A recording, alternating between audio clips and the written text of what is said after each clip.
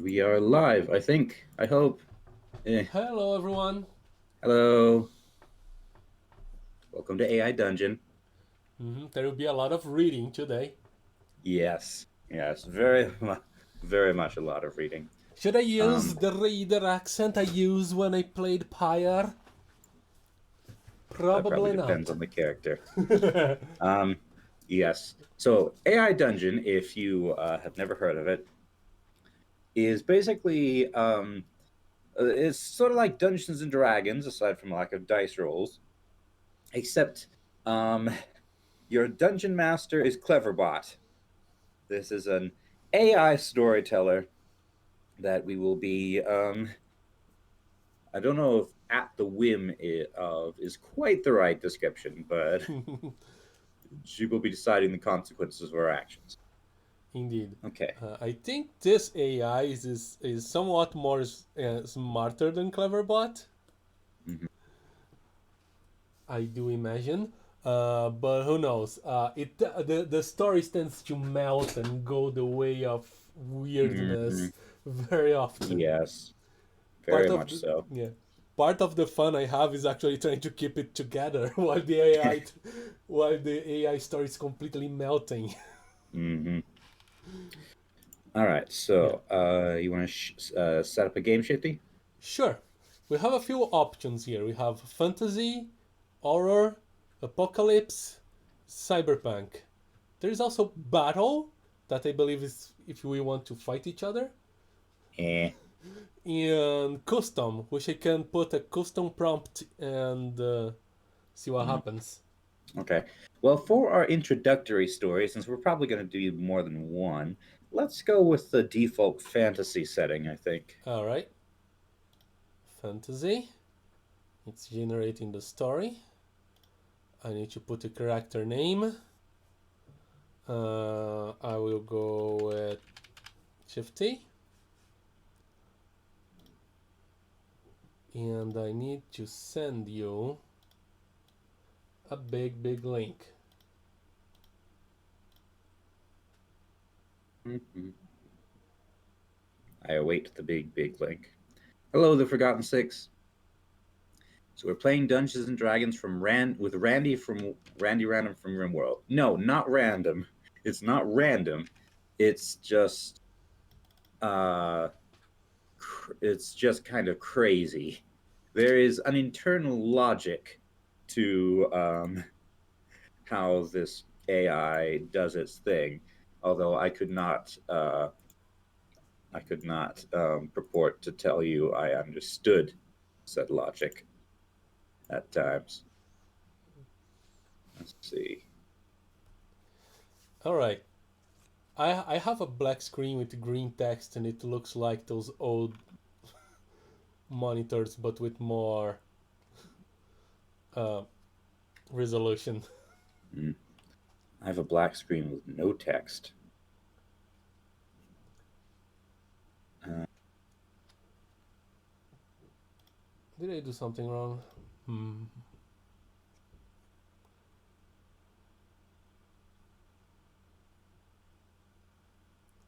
I don't think so. Try copying this link again. Paste and go. Connecting the servers. Here we go. All right. All right. All All right. right. Okay. I should have prepared some Creative Commons music to be playing during all Oh this. yeah, that's true. We both kind of forgot. Yes. All right. Character name. Character name.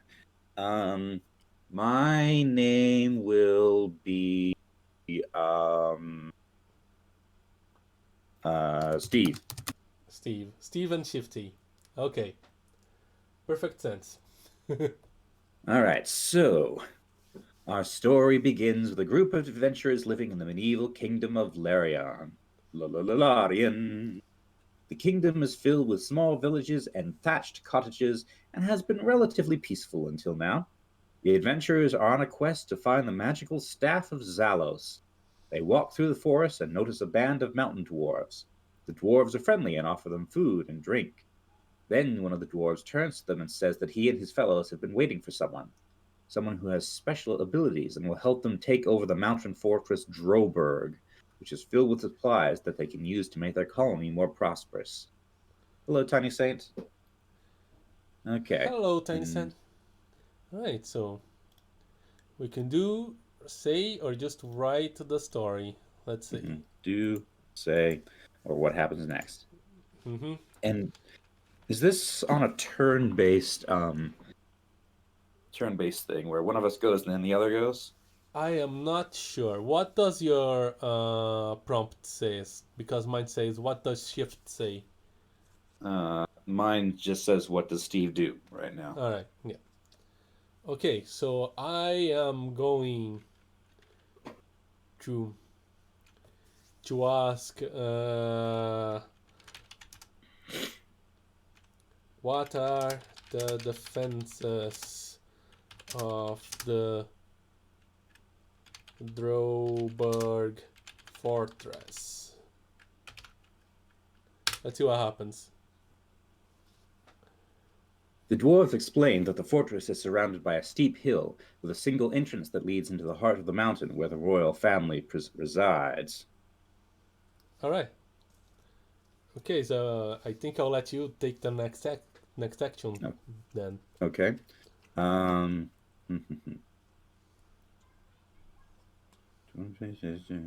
So I should note that what Shifty typed out was just what he wanted to say. He didn't choose from a list of predetermined responses or anything. No, I just what I type is what is between the quotation marks.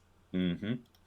Yeah, and the AI just responded with a with an appropriate description.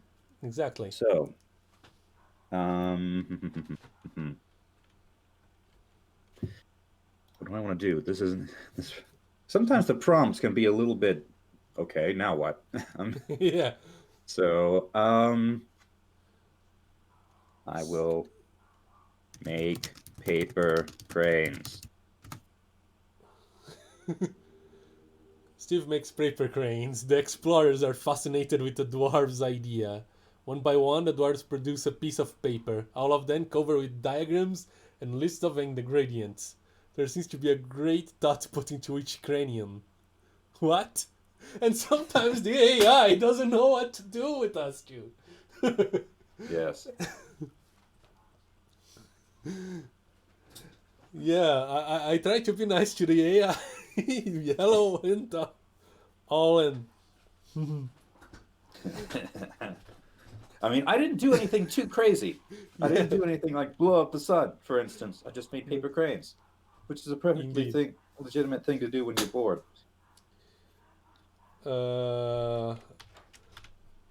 What I'm going to do is this.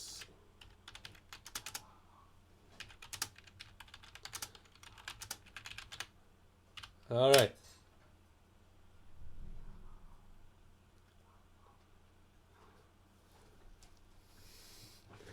So, Shifty load a bag filled with paper. Shifty pulls a large bundle of paper out of a bag. It's mostly patterns, but there are some winged figures on the margins. He seems to go through phases. What? Ha! He laughs. I have no idea what's going on anymore. So,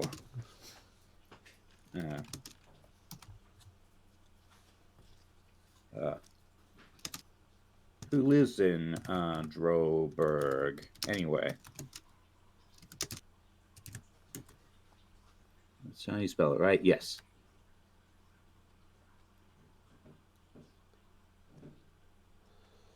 That's the mountain where the royal family lives. You've never heard of it, okay? But which royal family?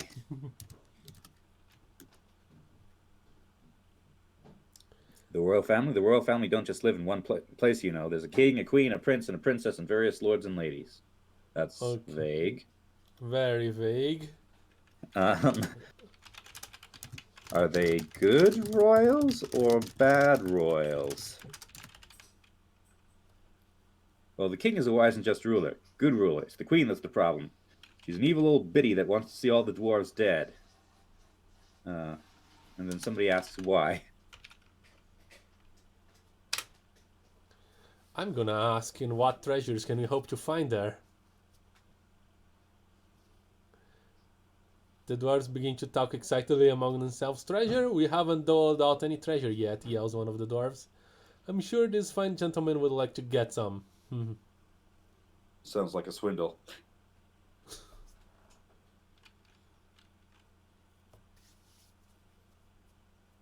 What was our quest again? Oh yes, the magical staff of Zalos.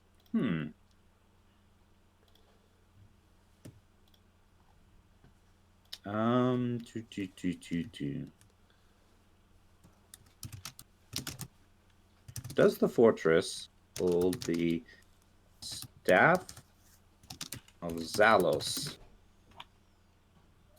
Yes, spelling that correctly.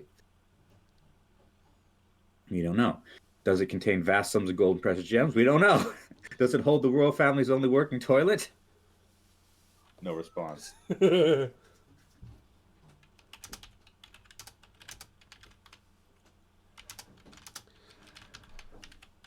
Start pyramid ski.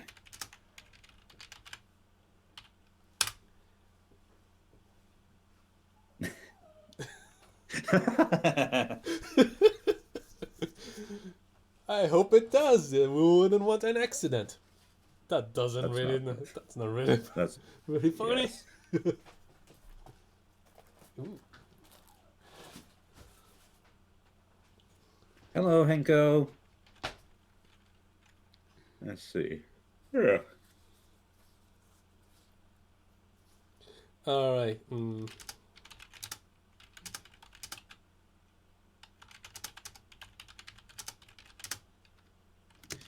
Well,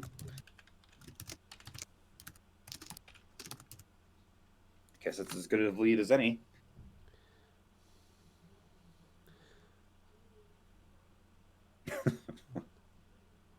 Or we could just. Oh, now it's Oh no! It's taking over me. yes, It's taking over my character. It sometimes do that. yes. I suppose we could find out more about the royal family and their habits if we take over the fortress. Or we could just rob it. Yes, that's true. That's true.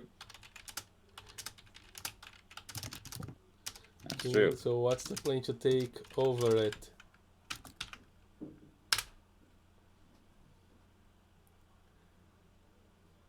All right. I guess I have a map. It clearly points out the fortress and its defenses, but that's all. The plan is to point out the fortress and its defenses. We could just hit enter and let the AI generate more text. That's true. Let's try. There we go. He then points out a large mountain, roughly the size of a small mountain, about an day's walk away. All right, sleep well, Henko. All right. That would be the perfectly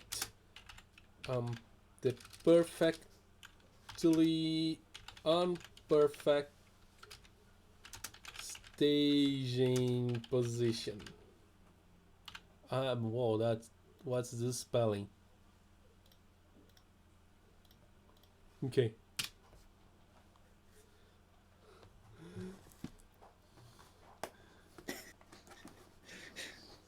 Shifty explains the idea to the other dwarves, which ones agrees that it is a perfect idea. They could usually make a raid on the humans in their weakened state while Droborg is undefended. Or is there a secret entrance?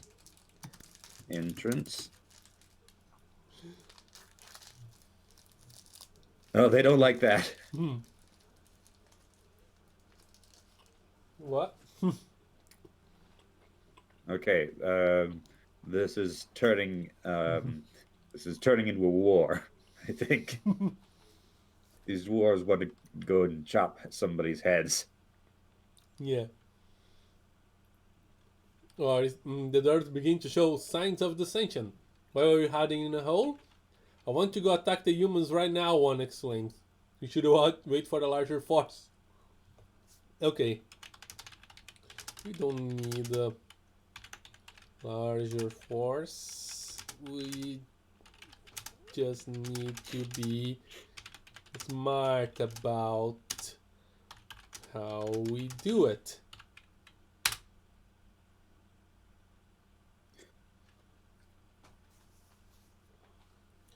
If we attack now, we can take the humans by surprise and get a hell of a lot of loot. Now hold on there. There's no need to be rash. Who's saying No that? idea who's talking. Yeah, let's let it generate a bit more. We're gonna make a complete assessment of the situation before you act. Remember, we're dealing with inhuman creatures that are older than some of us. The dwarves begin to get angry and nearly raise his hammer. And the angry dwarf, a paper crane. The dwarf takes a look at the cranes, calms down, and thanks you. Yay! Just in case we encounter dragon, draw a protection circle in the dirt around you. Noted.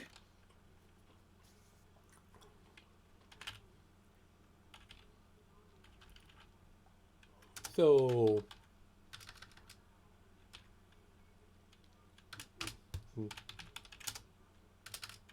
should we get going?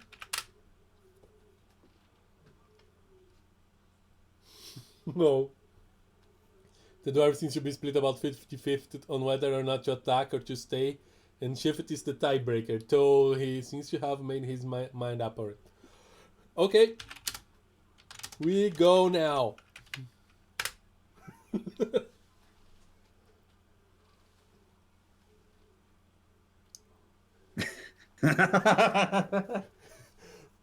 Yeah, one of the dwarfs agrees. They all get ready and begin to leave when one of them stops. When are we leaving? He asks. We're not. Okay. We are leaving now. Now!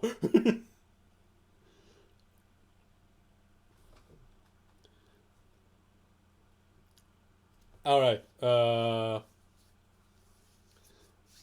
Give me a dwarven name.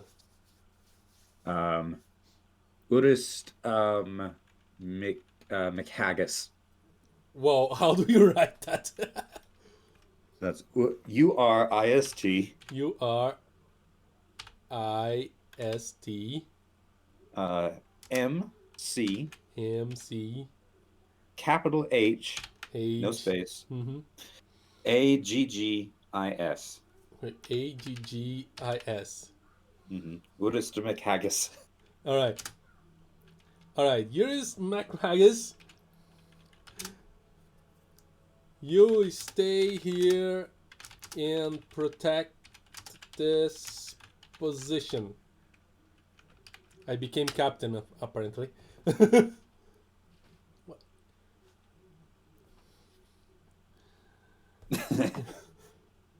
But I trust you to guard it. Fine! Urismund scowls and throws himself on a bed, pulling a blanket over his head. Who is Urismund? Urdist's mom, presumably. I mean, apparently his mom is a guy, but...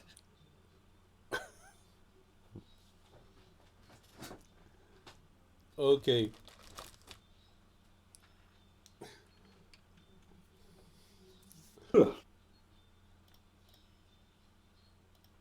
All right. So let's just do go to the large mountain the size of a small mountain.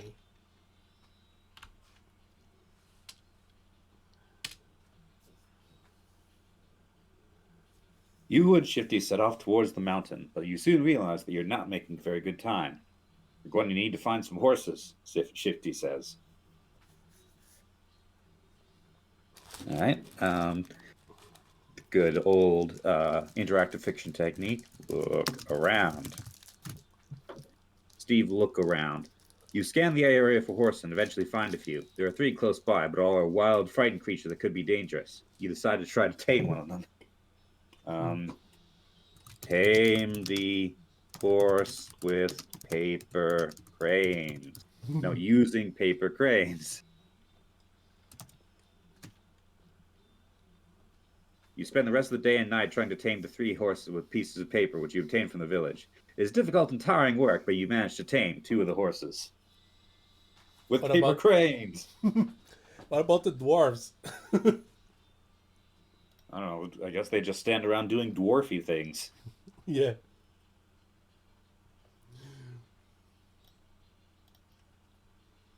All right.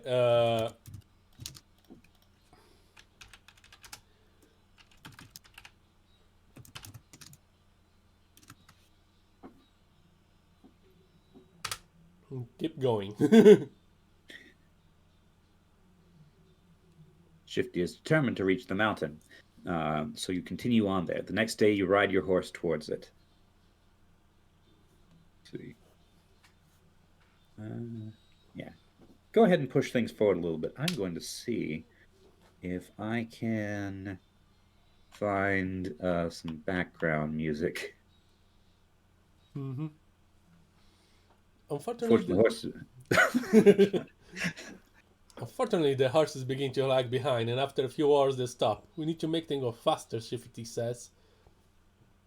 What am I going to do is search for apples.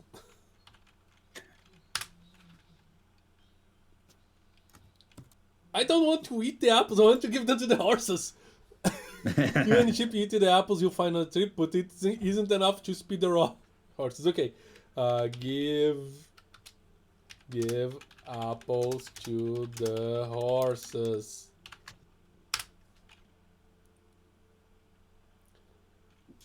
The horses seem to like the apples, but they don't seem to be moving faster.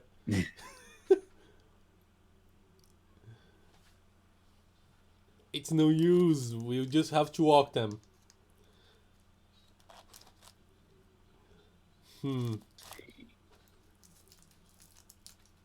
So here's good old Kevin MacLeod. This is Kevin MacLeod, right?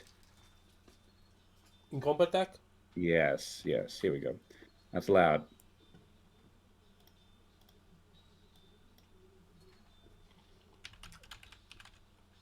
Okay. I will drop the link in our thing so that you can have it as well. I'm sure that the tone of these songs will inevitably be inappropriate for the moment. Yes. But whatever. I'm not playing Megalovania. No, that's copyrighted music. And also it's Undertale music. Right. All right.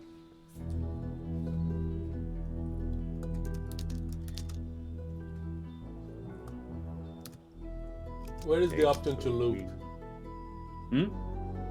Isn't there an option to loop? Yes. Loop and shuffle at the top of the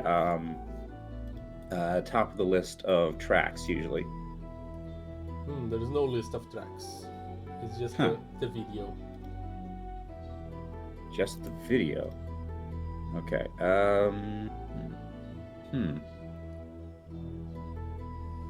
Okay, just Google Kevin MacLeod, or a royalty-free fantasy music playlist. I hope this is all genuinely from Incompetech, and nothing else has been mixed in. I don't know. All right. Anyway, I just found a loop option by clicking with the right button. Okay. It's from. Okay. It's okay. All right, my apples didn't work. Steve takes the wings from the paper cranes and puts them on the horses. The horses seem to like wearing wings, so you and Shift put them back on the horses. Okay. Fly on the horses to the castle. After taming the horse, you have them fly you to the castle. It worked! Yeah. Your heart pounding, you put your feet in the stirrups and get on the horses.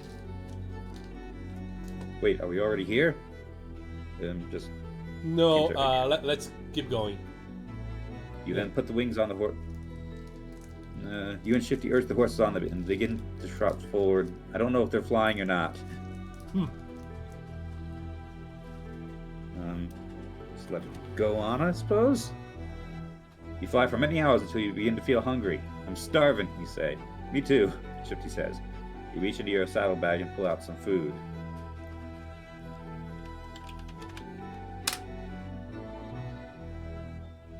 Food's delicious, it fills you up. You make sure to save some for later, just in case you are unlucky enough to run into trouble. The sun is beginning to set when you begin to feel your horses. When you feel your horses begin to lag. Yeah, it start to lose track and it's repeating itself. Uh-oh, check your ping. You look down at your ping device and see that the metal is gone. It's not just the metal either, you say. I think they're losing energy. Shifty also looks at his. Alright, what do I do when I look at mine? Yeah, it says the horses have expended all the energy and they are now just chilling out. You look at the mountain at the top of the humans raiding towards the castle. Okay.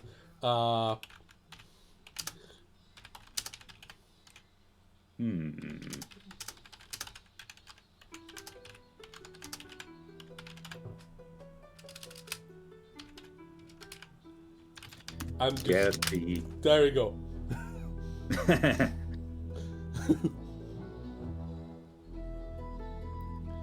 Plug them in the opposite way. Shut up. You and she both jump off the... Okay. Okay, get the humans' attention. You turn your horse around and gallop towards the troop of humans. They begin to notice you, but several arrow shots. Ah, dang it. Incidentally, my horse is light brown. Which is... Alright, so...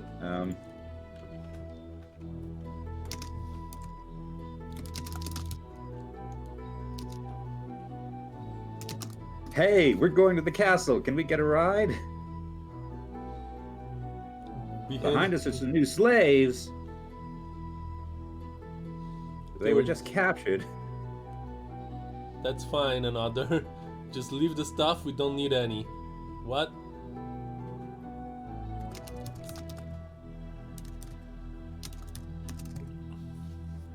I don't want to travel with these soldiers anymore. Oh, now that... You hold on to the horse with one hand and see with the other. You ride back to the kingdom in a show of force. What? I do not know what's happening anymore. I think we have accompanied the soldiers from the fortress back to the fortress that we're going to be invading. Mm-hmm. Alright,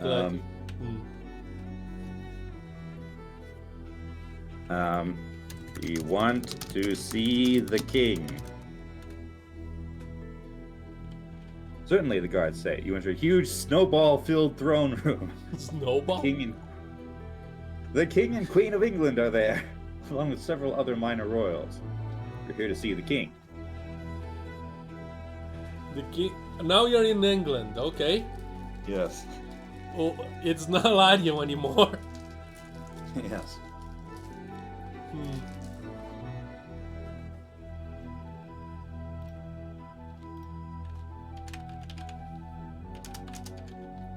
Anything you want to do, or should we just...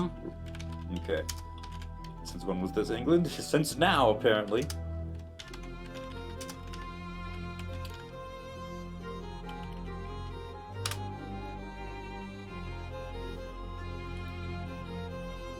The guards stop our conversation and stare at you. They are the citizens and point and then at you.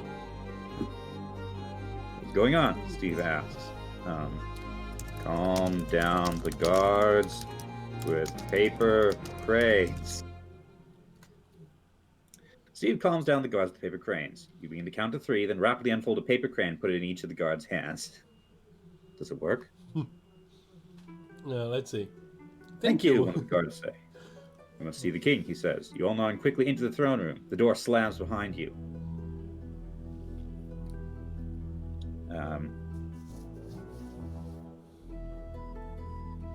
Now what?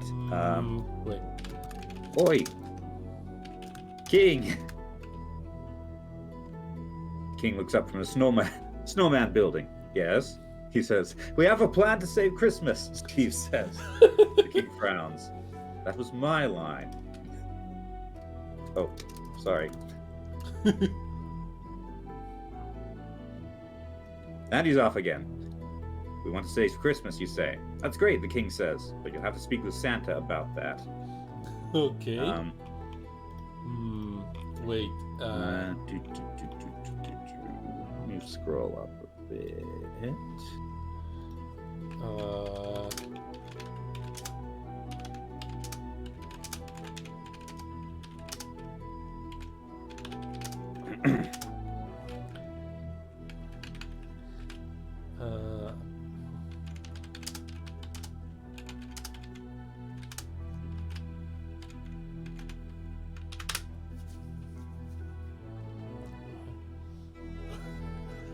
Does Santa have the staff of Zalus I asked him for last year? I don't know, the king says. I have to ask him, the king says. Now, did you come here to see me about the plan to save Christmas? Kind of, maybe, in a way. Go on, the king says. Shift explains that you want to capture the Demon Lord's staffs in order to merge the two forces. You all think for a moment. So the staff of Zalos is the staff of the Demon Lord. I guess Zalos is the Demon Lord. I suppose. I don't know what two forces we're merging, though. The power of Christmas and the power of Halloween, maybe? Yeah.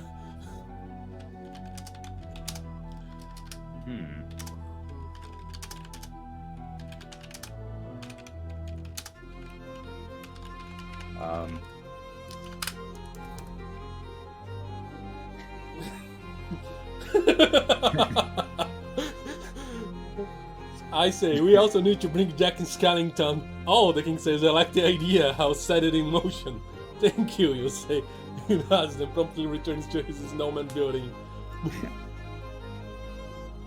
I'm going to watch the queen to see if she's an evil old biddy, whatever that means. You look at the queen who is sitting in front of your house. You instantly recognize her as the woman you played cards with on occasion. Oh wow. She notices you looking at her and waves. Wave back. Steve waved back. So how's your wife? She asked, leaning forward and laying her elbows on the table. I think I'm playing cards now with the queen. Fold the cards into paper cranes.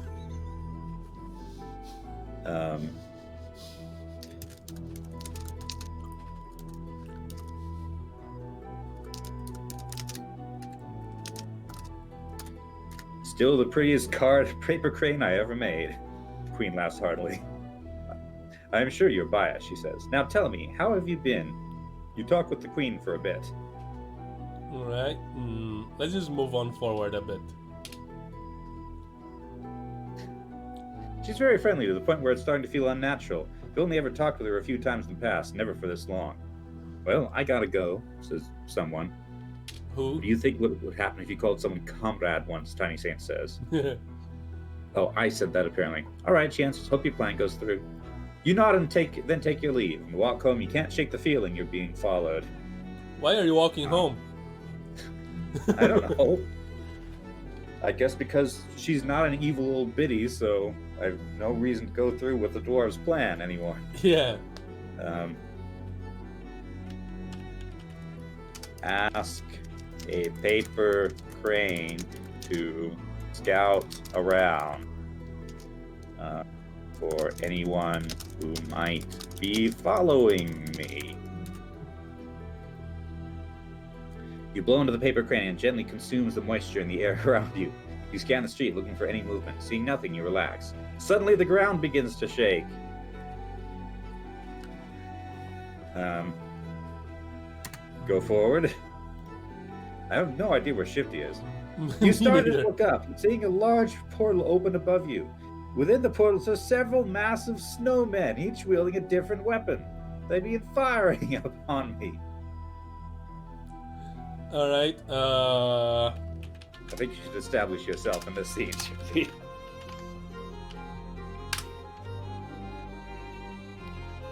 You pop up from the ground and back away from the street. The snowmen begin firing upon you, but they miss due to your speed. You quickly leave the area, running as fast as you can. You know, I think the game might have forgotten that there's actually two of us. Yes.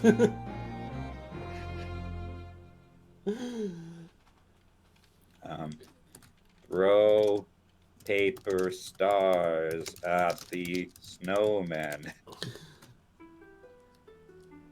You stop on a dime, turning around and flinging a barrage of stars at the snowman. Most miss, but you strike one and banish him back to the demon world. Oh wow, okay.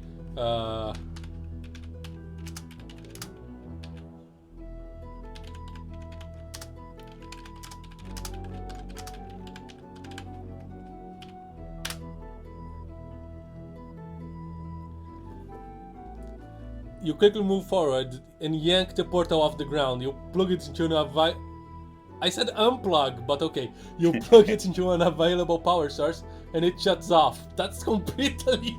It's what I wanted, just kind of... Backwards. The snowmen begin to disappear from existence. Oh wow. They're melting because the refrigeration is failing. It's off, yeah.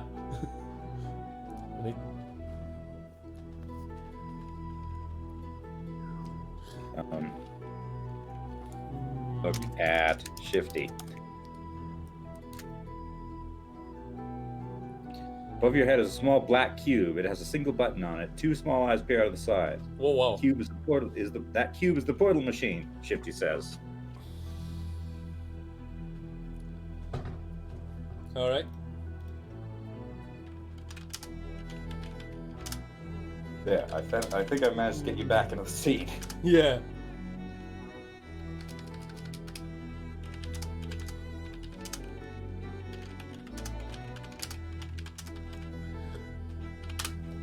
Alright.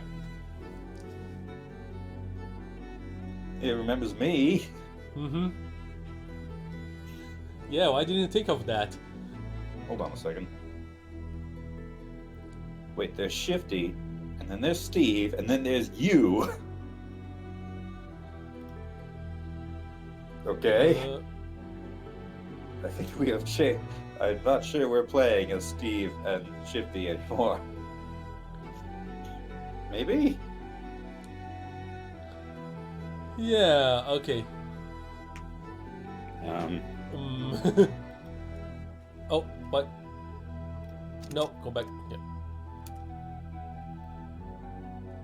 Where was the... Okay, players. There's me and there's you. Okay. Okay. Steve grabbed the cubes. This... I can't remember how the proper... I can't remember the proper syntax. Usually you want to say when you like if I am want to do some action, you need to say you do refer to yourself in the second person. Basically. Second person, okay. Yeah. Reach for the key, but Steve swats your hand away. I worked on that, he says. Only I can use it.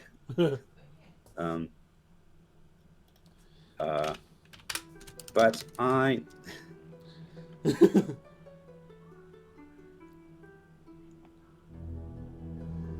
I think we are fighting. Precious! You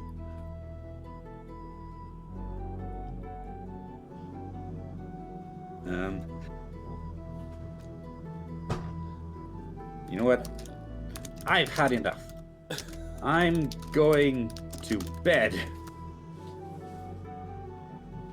So you slams the bedroom door and you continue to stare at Shifty. Sorry, you say. No, it's fine, Shifty says. Okay,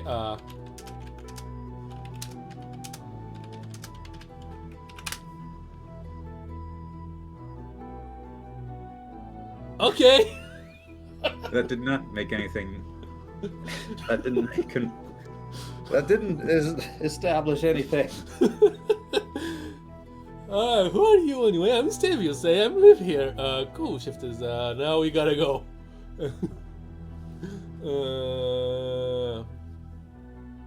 All right.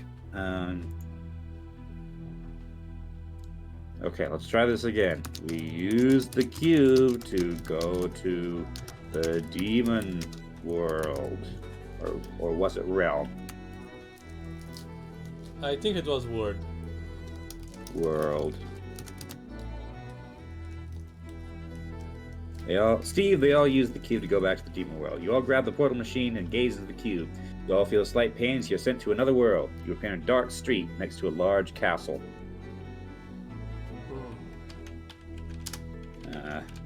You look to see if you look. More castles, darn it. Okay, you hear a crash in the distance. I told you the cube was faulty, you say. Let's try this way. You appear in a forest surrounded by trees, no one inside. Okay.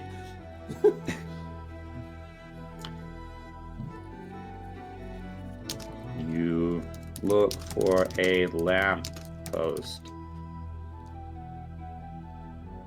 You spot a lamppost and go over to it. You find a note stuck to the corner of it. You read the note and it says, "This lamppost is C4. Uh-oh. You drop the post as it explodes a second later and you're sent flying into the air. You fall through the air for a few seconds until you come in contact with something solid.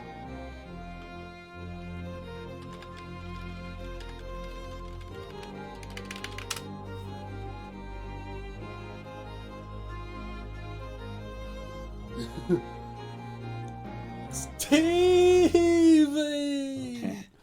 I'm alright, you say. You're alive. Steve stands up and brushes himself off. He's completely unharmed except for a few small cuts. What about Shifty? What about me? You spot Shifty in the distance, lying on the ground. You walk over him and he's uninjured. I think we're in the Chronicles of Narnia now, so the White Witch has clearly stepped up her game. The cube must have exploded in his face, you say. Let's search for other weapons. You begin searching for the surrounding area. You find a large knife, a small gun, and several other weapons. Okay.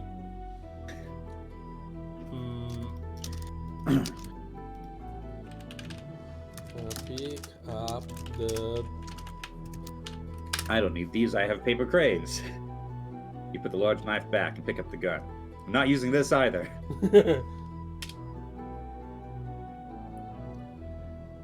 You pick up the BFG and brandish it. Who needs guns, you say? I have mad skills. But BFG is a gun. Okay. Yeah. I don't think that the game knows that. Yeah. Well, it's pretty big on pop culture, so I... well, whatever. Yeah.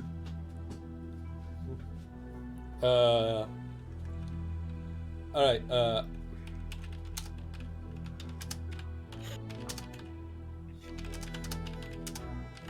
You're not a Narnian, you're in the land of exploding lampposts, says the Forgotten Sex.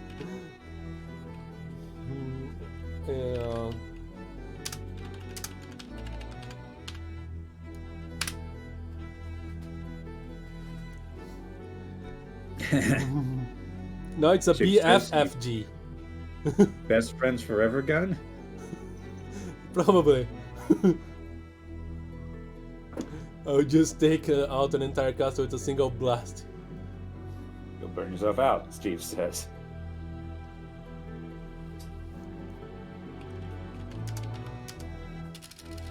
Alright,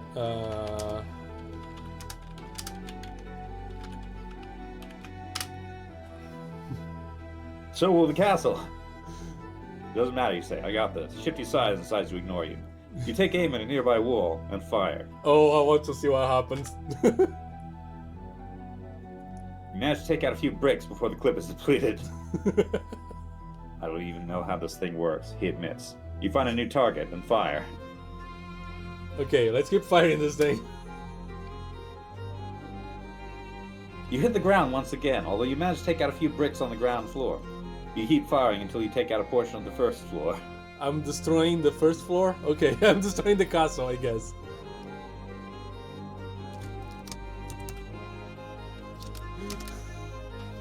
Where's the White Witch? Fire the gun once again, taking out a portion of the second floor. I don't understand how this thing works either, Steve admits. It just confuses me. Story of this entire thing.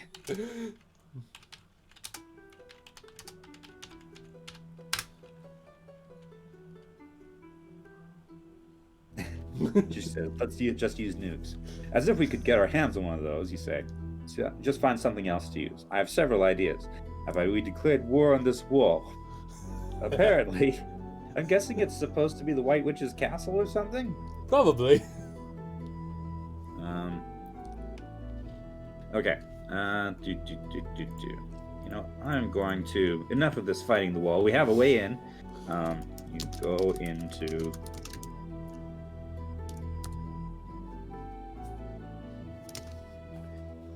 You go into the White Witch's castle. Steve, go into the White Witch's castle. You enter the castle and begin exploring. Ahead, you can see a stairway leading the rest of the castle. To the right, there's a large doorway leading into a grand hallway with several floors. Doors. Oh, doors, yes. Okay. Ahead or to the right? The classic interactive fiction choice. Move forward. Okay. Move forward. Forward. You walk into the hallway. No, that was to the right. Right? To the right. Leading into a grand dining room. You see a suit of armor nearby. You draw your sword and begin charging it with psychic energy. Wait! Somebody says. I'm psychic now. Okay, I like it. Wait, what? The suit of armor says, I want to talk to you. Go back to the stables, you say. My mistress, the White Witch, wants to meet you. Alright. Okay. I'm interested.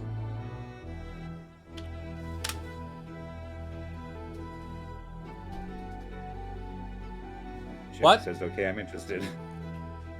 I'm really not sure about this. I don't like her. You don't have a choice, you say. Fine, he says, drawing his dagger.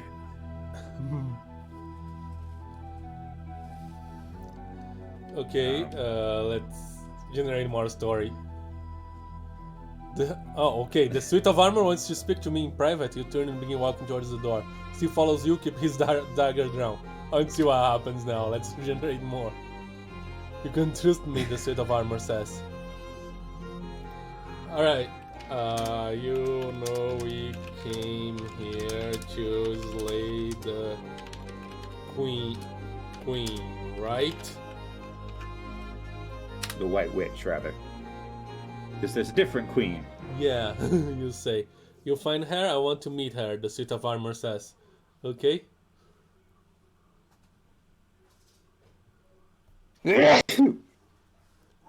Bless you. Thank you. Or something.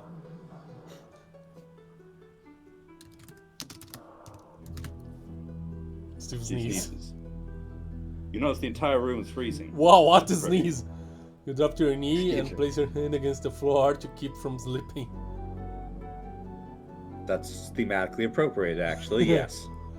I'm glad you came when you did, the suit of armor says. Although I think the game might have misunderstood sneeze as freeze.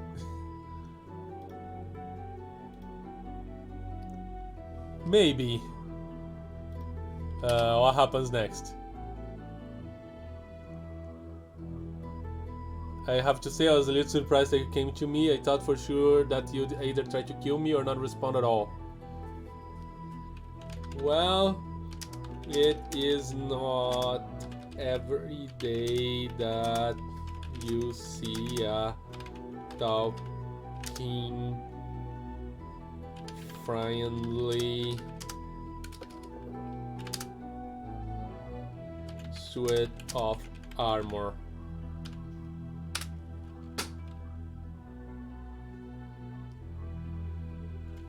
No, he has a name now. Yeah, I was a soldier once. My name is Shaft. Shaft, I've heard this name before, I can't remember where.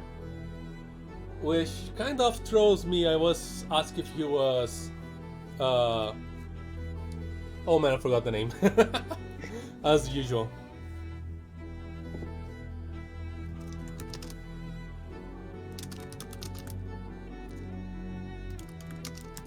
We should go fight the witch now. Yes, let's do that, you say. Begin hanging for the door. Just out that door? Shaft asks. Yes, you reply. See what happens. I have one last request, he says. What? You ask. I was once in love with a girl named Anna. That's terrible, Chief says.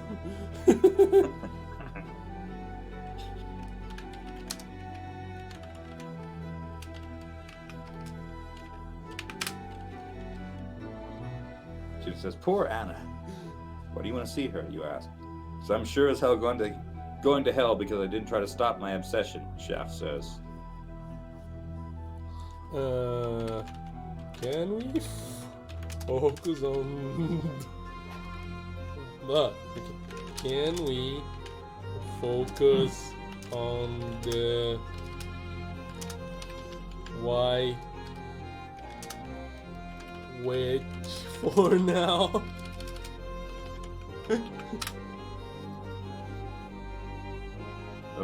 Okay, Steve says. Thank you, Chef says. Now, go. Fine, you say. Thank you, he says, as the room returns to a normal temperature.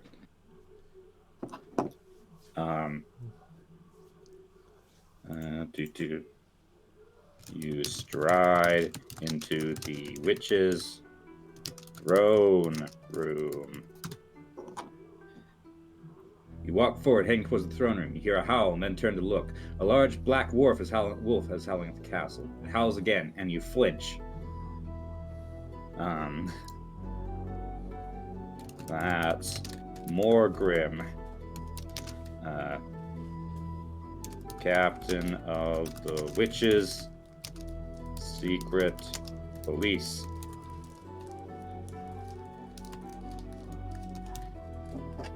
What's more? You have to tell someone, Steve says. You have to stop her. We can't just start shooting the guards. We need to find out more about the beast. Now there's a beast. Okay. I think that might be the wolf. But I suppose there could be a beast in this castle. This could also be the Beauty and the Beast castle, I suppose.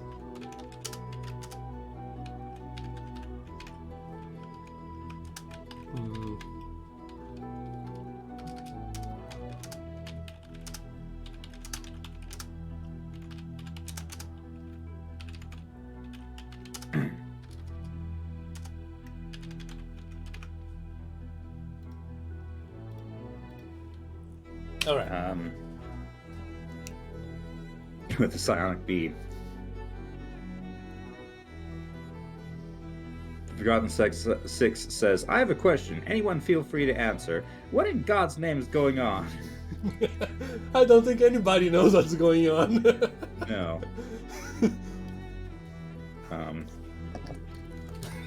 Try it. Fine, I'll risk it. Do it, Captain Fury says. Shaft extends his hand, pointing a finger at the howling Morgrim. Okay. Go on. He closes his eyes before firing a beam of psychic energy straight at the wolf. It howls in pain as its body is fried. It falls to the ground, twitching slightly as its life ends. I thought I was the psychic one. Yes. Well, that was easy. Let's get the hell out of here, Hinsman says. A lot of throwing people new characters at us. You begin running towards the door. You hear a new set of howls.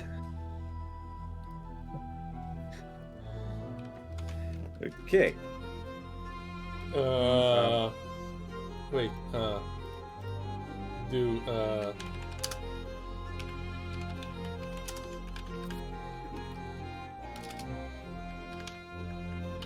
Alright, the set of wolf, so there we go. Psionic storm. Run forward, turning to face the new black creatures. You raise your hands and allow the powers of the warp to course through you. I'm a mix between a Protoss and someone from Star Trek or something. What happened now? Begin to float, and you howl. I howl? You're colder as ice forms around you. No, I am a vessel of the dark gods, you shout. Okay. Alright, you know, this needs to be like this. This needs to be like this. Yes. If I write it correctly. Alright. Oh no. Cthulhu, give me strength. You begin screaming the howl of the cornate ogres. Oh, now corn is involved. As you allow the powers of the warp to flow course through you. Oh, it's not the Protoss. It's Warhammer 40,000. Oh, okay. And in Lovecraft jewels. Yeah. The Quatum says, "I'm just waiting for the ruin to come and destroy everything." Yeah. All right. You let out a burst of psychic energy, firing directly at the beast. You see the creature shift as the beam affects it, before it lets out a powerful roar. The trees around it break and splits forward, heading straight for you. You attempt to float away, but its massive head strikes you, knocking you to the ground with incredible force. Whoa. Okay.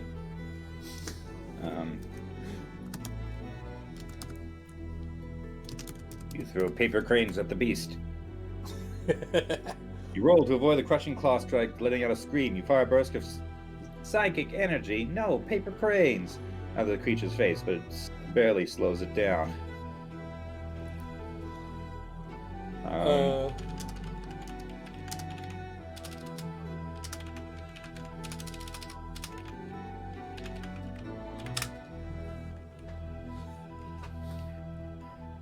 There is a filing cabinet.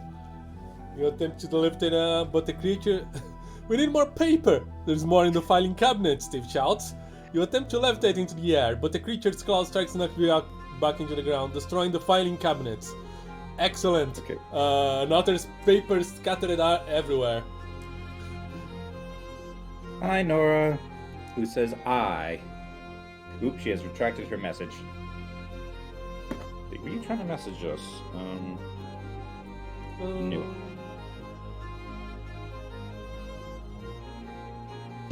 I believe we can still bring you in if you want, Nora. Anyway, yes. What are we doing? Fighting this creature. Yes. Oh, wasn't available to join. Hope you have fun. Alrighty. Thanks for coming to visit, at least. Oh.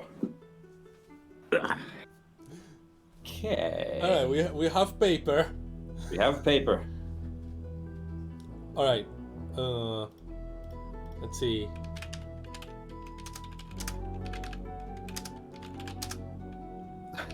Honestly, given what I'm seeing so far, I'm not sure if the game can handle a third player.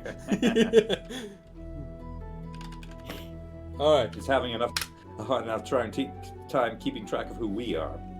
Yeah.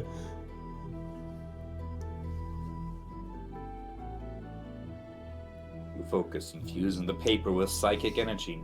You allow the warp to put you into a trance before beginning to draw symbols in the dust with your powers. You make a gigantic psychic paper crane to attack the beast. You grab one of the cranes and begin to carefully tear the sheet of paper. You fly it at the beast, and it snatches it out of the air. Dang it! Hmm.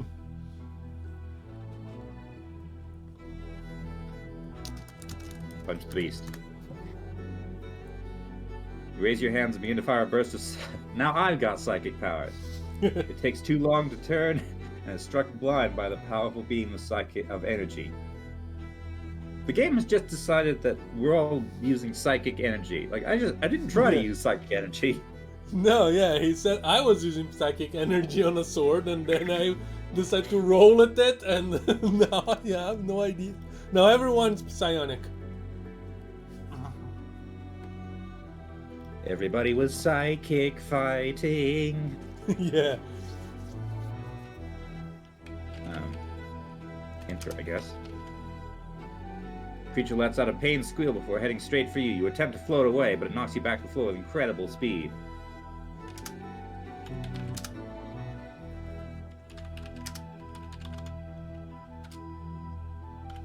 Oh. Come on.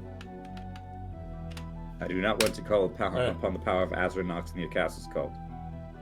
Fire shifty sniper rifle. You grab the rifle, but the creature knocks it out of your hands. The creature takes too long to aim, and you move to fire. But wait, you... What? Now it lost? knows how. Now it knows how to fire a sniper rifle. Okay. Hello. Yellow. Hi, can you hear me? Yes. Okay.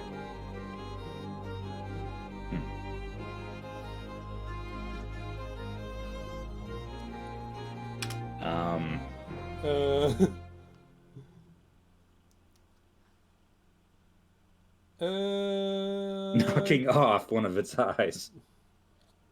You fire a jet. Use psychic powers to fire a jet of flames at the beast. Okay. You fire a jet of flames straight at the beast's face, searing its face and knocking off one of its eyes. Okay. That's good damage. Judo. You judo. Throw the beast. So you judo throws the beast. Quickly move forward, grabbing the beast's wrist. It tries to throw you, but you twist its arm before throwing it to the floor with incredible speed. You attempt to use a power-intensive attack. Okay. You grab the creature's head with both hands, beginning to forcefully slam it to the floor. Ow! Crushing its skull with incredible strength. And now we're just curb stomping it. It's finally dead.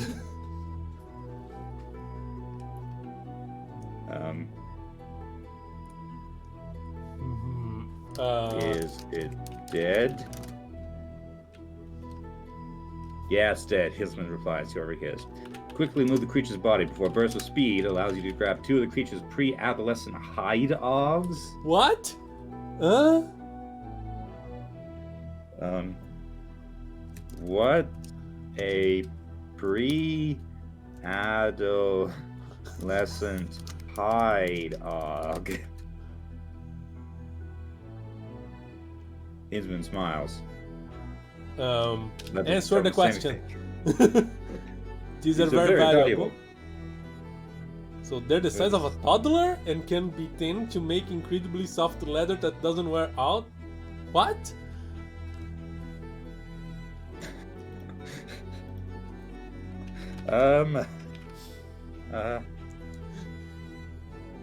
It's very valuable. Are they alive? Yes, they're very young. They're the size of toddlers, so they can be raised for their hide, which can be tanned to make them incredible. Okay. Okay. Forget the pre-adolescent hide ogs. We have a witch to fight.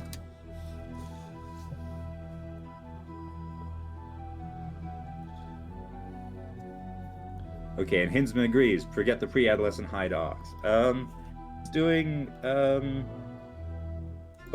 pretty good, I guess. I was just asked to rate the thing. Yeah. Okay. I think I said not so great or something. Yeah, that's fair. It's still so bad. It's good though. Yes. Although it is a bit much, I think. Yeah, it's way too all over the place. Yeah. Okay. Stride through. You stride through the doors into. Not stride through the doors. Stride through the doors into the White Witch's throne room. Let's reintroduce the White Witch.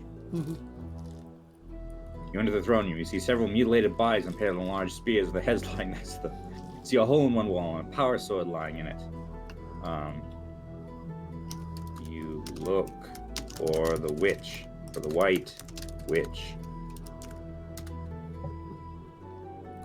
You look around the room, but you see no trace of the White Witch. Dang it! She has to be around here somewhere, Steve says. We should split up and find her. Find her. Okay, try to find the White Witch with telepathy. How do you write telepathy? TLEP. I have. Yeah. I have spell check.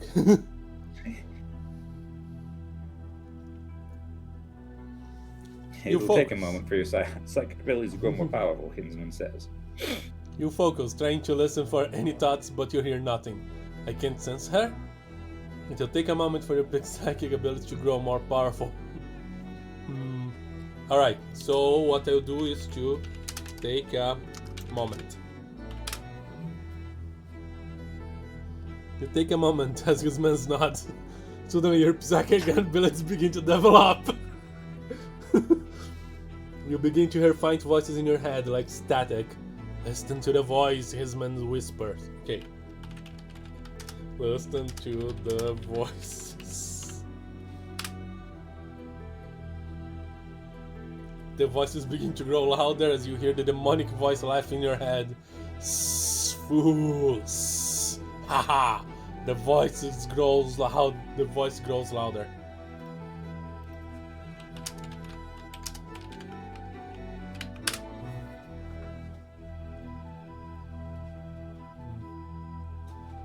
What? I say, What? I found her! I found the witch, you say loudly. You turn to see Steve pointing a gun at you. What? I am the beast, the demonic voice says. Am I mind controlled? Or was I the beast all along? No idea. Who knows? Alright,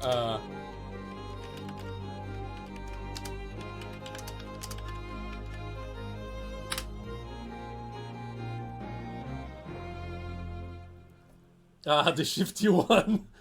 I am the witch. You are not what I thought you were. Okay, the what? Are you the witch now? I have no idea. I'll let you handle this situation.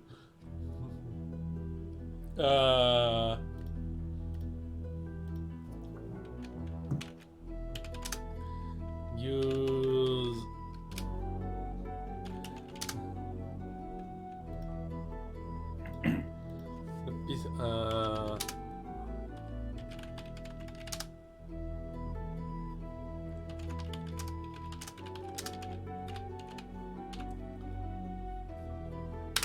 Alright, let's do this.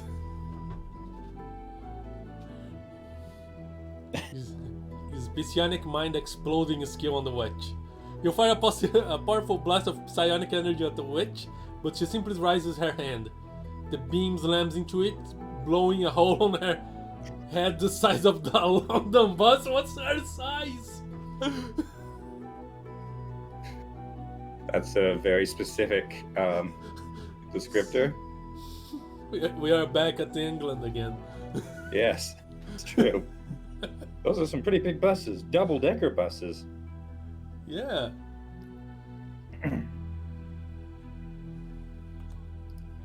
Forgotten 6 is off to have a question. How did Remy get his matter manipulator? When the protectors are supposed to have those. The machinima takes place 30 years after the events seen in the main storyline. So matter manipulators are a much more widespread technology after the Protectorate more or less collapsed. They didn't really amount to much after the whole business with the ruin. Did I kill her? No, Hensman says. Look! As you turn, you see the witch rings from her throne. Standing slowly, she has her arm staring at you, with a hole the size of a buzz on her head. Why am I not dying? Excellent question, actually. Am I free yet? He says, am I free yet? You're free, Hinsman says. The witch begins to pace slowly before staring at you. I am the great Lich Lord, she hisses. Now she's a lich. Okay. I can't say I'm surprised. You're a lich, you ask?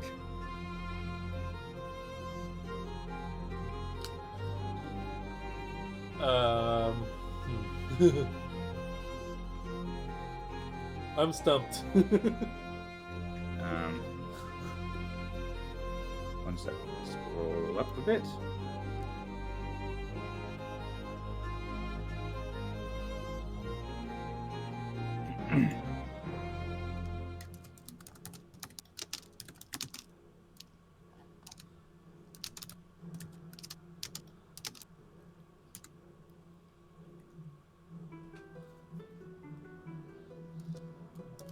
Surrender, give your... That's the wrong throne. Surrender, give up your throne, and hand over the magical staff of Zalos. Never, the witch snarls. She raises her hand and you feel yourself lift from the ground, transported behind her. She hurls you at the wall, shattering your bones. Oh, Ow.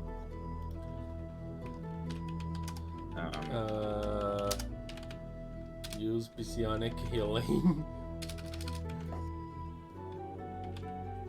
Link to put Steve's bones back together. Never know where the age goes in together.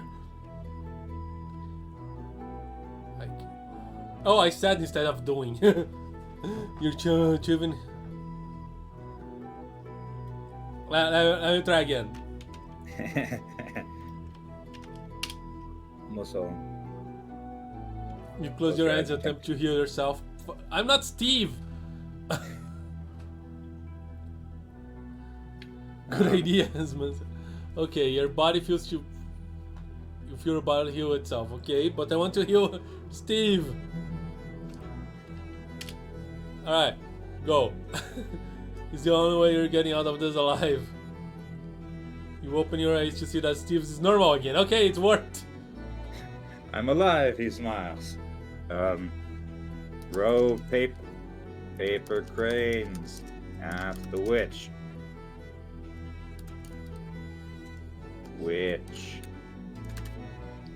Steve throw paper cranes at the witch. You gently toss several pieces of paper which float in the air and then burst into flame. They burn instantly, and you feel the warmth spread throughout your body. What is this? I now have the power of fire. Now I'm really not burnt. You smile. With this power, I can easily defend myself from the witch. I'm not a witch, I'm Hisenden's apprentice. What? You're totally the witch. You're totally the witch. I'm not, Hinsman says. She's just a bit of fun. You can thank me later. I'm a fun? I feel so good. What?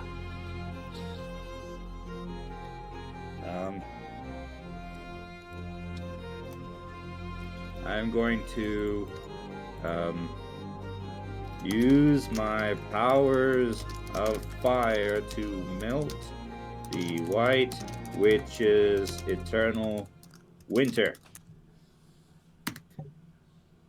Steve used Steve's powers of fire to melt the White Witch's eternal winter. Steve grabs a nearby candle, holding it out in front of him. He holds it up, staring at him. Feel the power of my fire, he screams. And suddenly the candle bursts into flame, setting your eye alight. You scream, oh, great. Steve's face contorts in pain before the fire engulfs your body.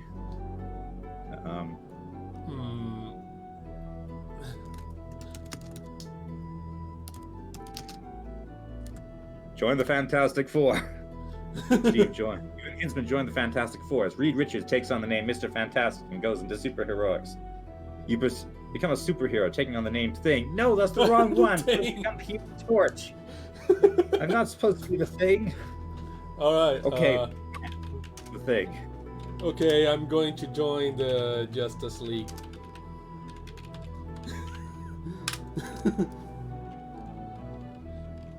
Just that? No, continue. Your first mission is to take out evil Lord Satanus, who is attempting to open a fissure to summon his master, the evil wizard Morgana. Is Morgana the White Witch? I'm going to clobber the White Witch. You quickly see that the White Witch has no fear of you, so being impulsive, you smashes her face in with a right hook. She falls backwards but gets up quickly. Did that hurt? She laughs. She quickly grabs you and tosses you at the wall. You slam into it, causing you to shatter into a million pieces. You die instantly. Ah! Ah! Shifty calls Batman. Batman, you say. Now you are in a cave.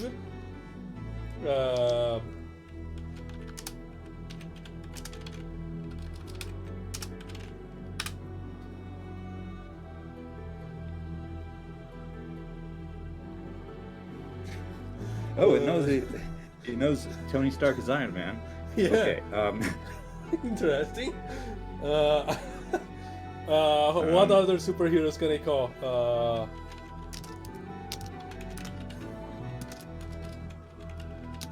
How do you spell shenanigans?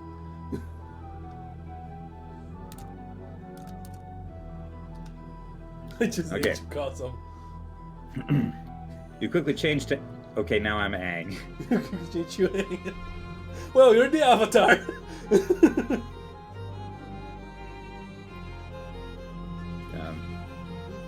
You can control all 4 elements. If I'm the Avatar, that means I still have the power of fire. Fire!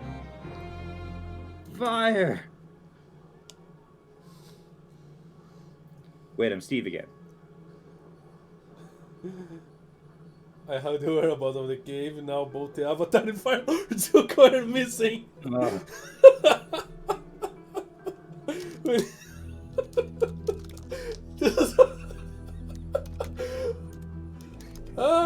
The best crossover ever made.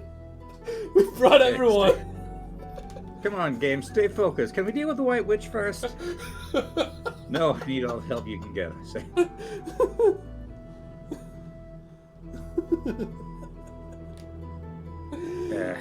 I don't think we're beating the White Witch right now.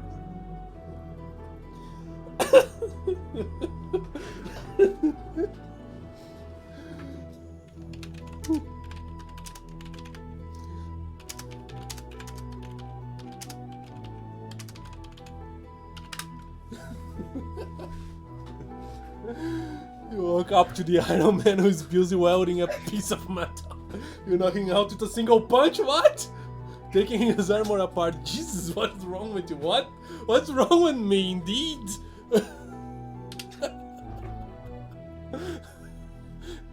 He asks, he stands up, just taking out the threats. You say, you smash his punch with a solid punch, knocking out again. Okay.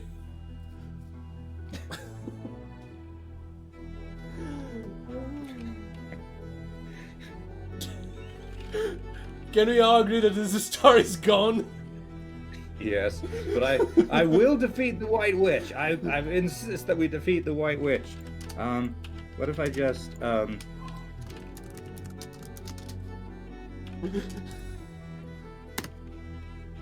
defeat the White Witch. You find yourself in a dark room. You take out your glow stick and look around. You notice the White Witch tied to a chair, and the charred remains of her husband and 2 other airships. Her husband and 2 other airships. Airships?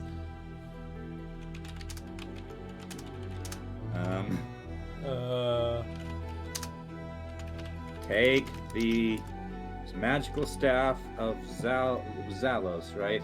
Yeah. Zalos from the witch. From the White Witch. The White Witch laughs. Ha! Tried that once before. It didn't work out for me, she says. You draw your sword and approach the witch. She smiles at you. You smash the White Witch with a single punch, shattering her into a million pieces. You quickly untie her. What?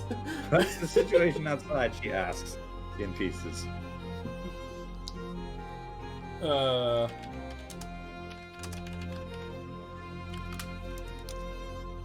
her again. I don't know, I landed up shortly after you did, you say, as the witch stands up. What's with the gladiator gear? She asks. Is she supposed to be on our side now? Okay. Come on. Grab the magical staff of Zalos. Grab the staff and walk over to the witch. I don't trust you, she says. You smash in her face with the magical staff. She might be confusing her with the Scarlet Witch. I don't know the Scarlet Witch, but okay. Go home. You watch the smoke rise from the wreckage of the airship. You stand there for a while, but eventually begin to feel hungry. Should we go, you ask? Yeah. Steve nods. Is that the end? Yeah, you have the staff. Yes.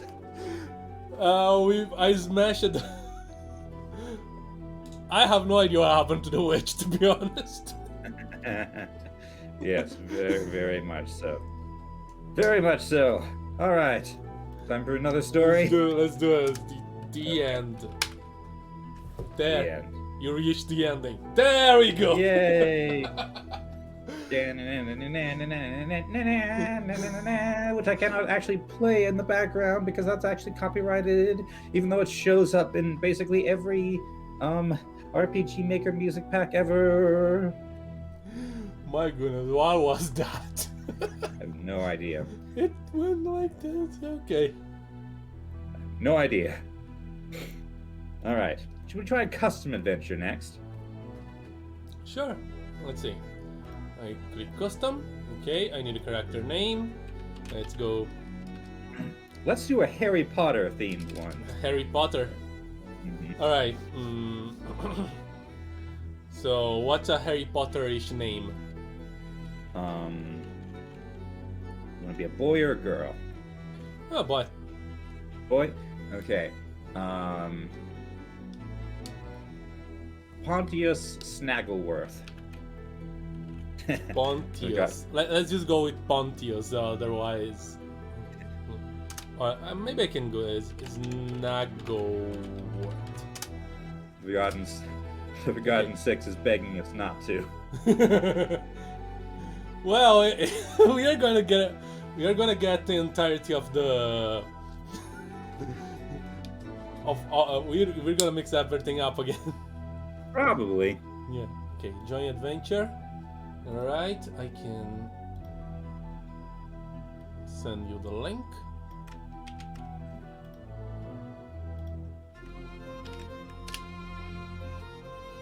All right. I don't know what could happen. But we don't know what could happen with any of these. Okay. Okay, character name. Let me see. What do I want to be?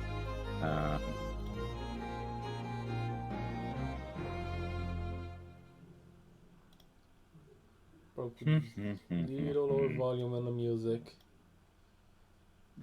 Could destroy all reality. I think we already did.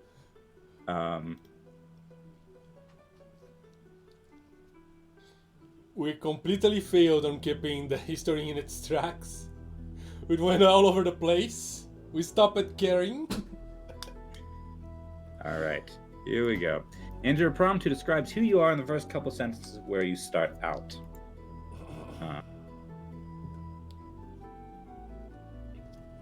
We are young wizards. Don't use we. Use a second. Use always second. So is this person?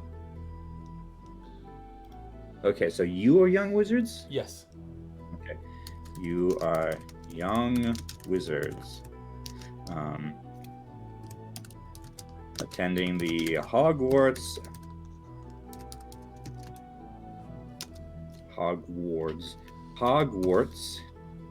School of Witchcraft and Wizardry.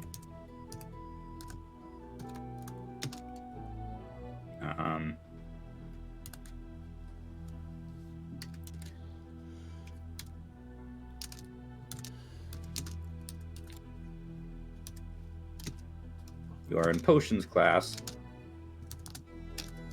and neither of you have any talent for potions. Hold on a second.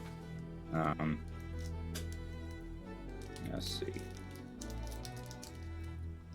You just want to pass your classes without getting involved in any weirdness this year.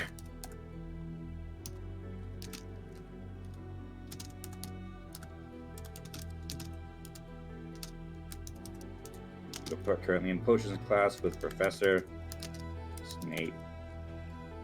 Anything else you want to add? I don't know much about Harry Potter, so just go. I only watched the first movie.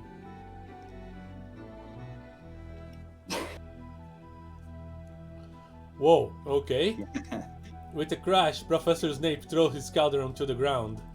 What in blazes is wrong with you lot? Can't you see I'm trying to teach here? Screams Professor Snape. Is that in character? No, not quite. But internally, he might be doing that. But, nevertheless, I will say,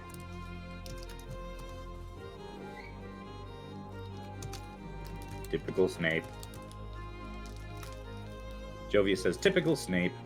As the class continues, you're struck by one idea. The wizarding world has been turned upside down. That seems about... let's see. In that case, invent a gravity reversing spell. Jovius invents a gravity reversing spell. With an ace lister like that, you can't afford to turn down the opportunity. Huh? After the class, you approach him as he heads to his next class. Snape, I guess? Good day, Mr. Jovius.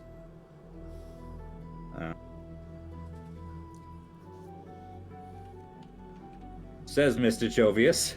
Hi, he replied nervously. I'm sorry, I don't believe we actually had the pleasure of being in the same class together.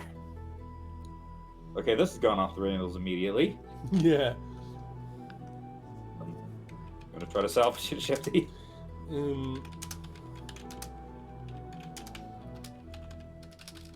This is the music from Banished, I think.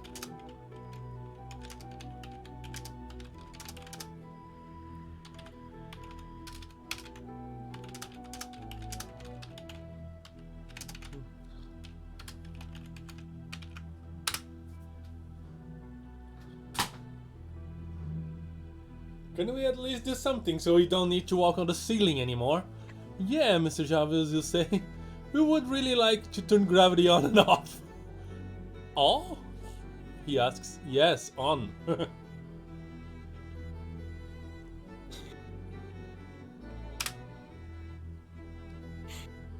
We were in potion class and Professor was making potions and he lost his grip on the cauldron a few times, resulting some of us getting splashed with hot liquids. Okay, I think we got things back on track. Amazingly.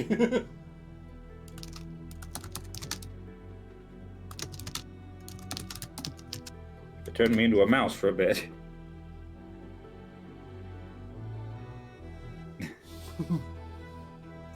Yeah, it's not a mess. It's obvious that having gravity on and off would result in such a mess.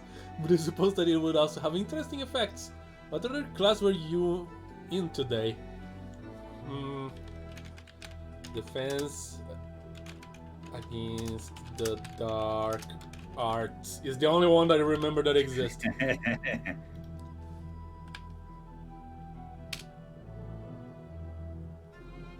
Oh, that class? Yes, let's go there. We'll need to take a port off potion, and I believe I have the ingredients to make it. You and Mr. Jovius walk to defense against dark arts class. A class currently being taught by none other than Professor Flitwick. I can turn up the music, yes. How's that?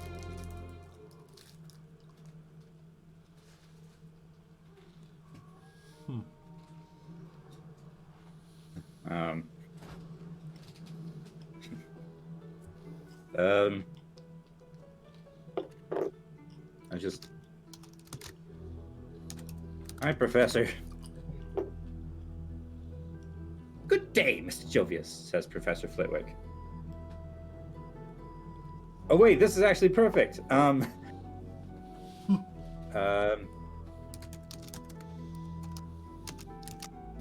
you know the gravity reversing charm?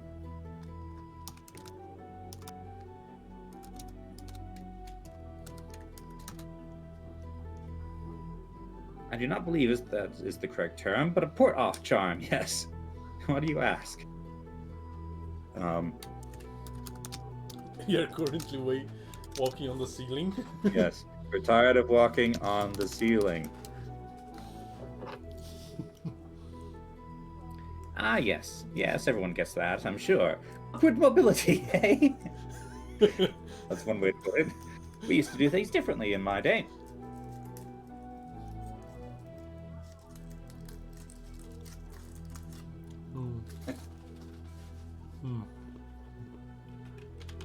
Upward mobility. Because gravity's first.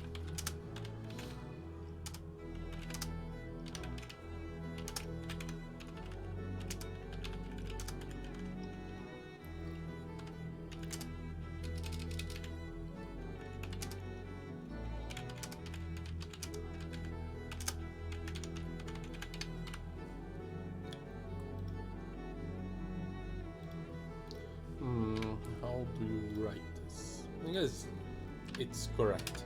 Alright. You need to go back to the way it was. Taking potty breaks has become very awkward. Indeed, says Mr. Jovius. Alright.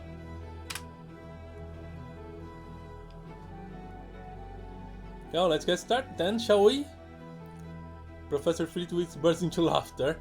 I'm sorry, Mr. Jovius, says Professor Flitwick. Sorry for what? I don't know. Let's find out. You have to wait wait until my class is over. Okay. Oh. Of course, says Mr. Jovius, and he sits down in the waiting room. Or up, maybe.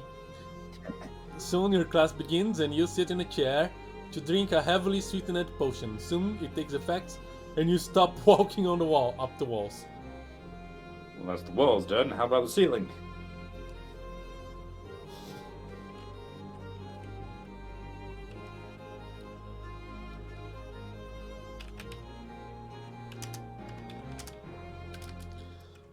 Okay, now...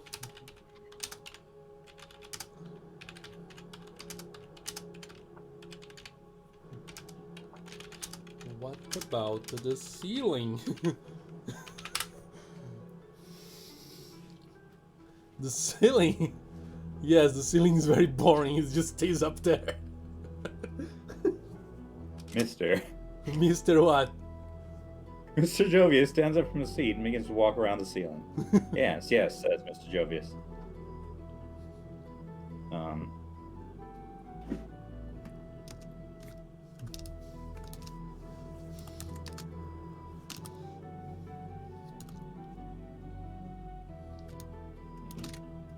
I don't dare step inside the Great Hall.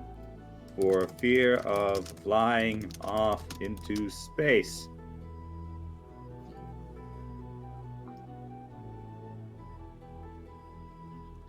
Oh, the Great How, you ask? Why is it called that? Why were we worried about that? Says Mr. Java. I suppose it was named after the Great How at Hogwarts.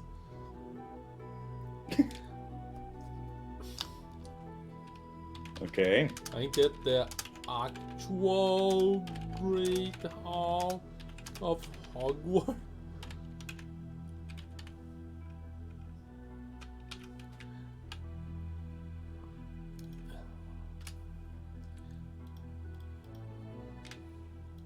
Still there, Shifty? Yes, Okay, there we go. there you go. No, St. Saint- Beetle's Great Hall, says Mr. Jovius. I'm surprised you never heard of it.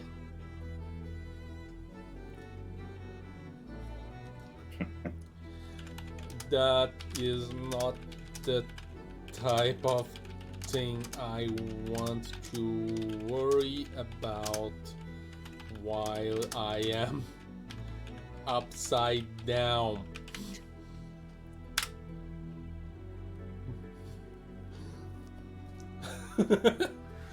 Alright, says Mr. Jovius. Let's get started then. An hour passes and you and Mr. Jovius have managed to get the hang of things. Okay? Apparently we're back on the floor. No, we're hanging from the ceiling. Ah, okay.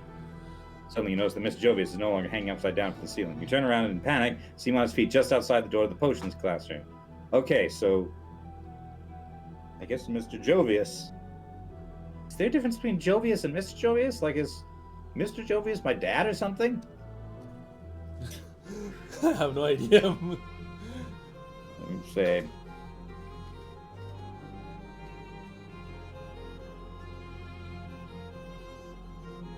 We turn around in panic and see him on his feet just outside the door to the potions classroom.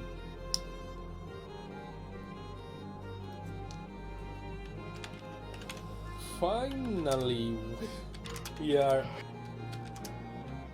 out of that pickle.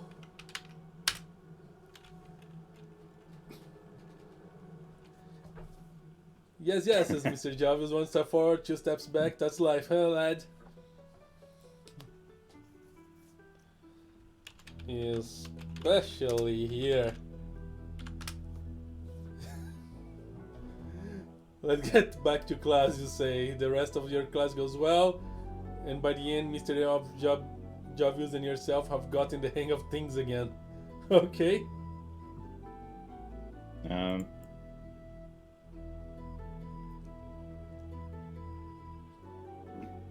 Time for lunch.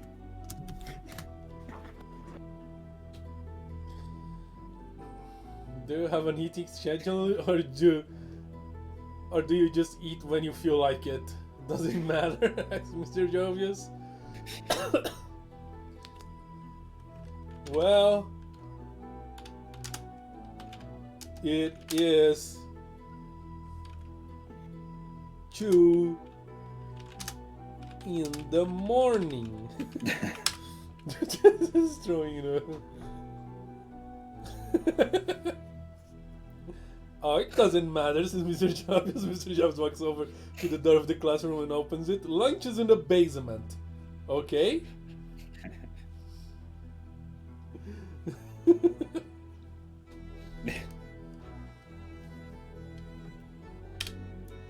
Let's see.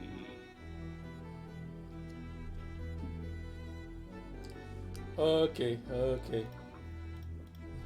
I am going to go to the basement.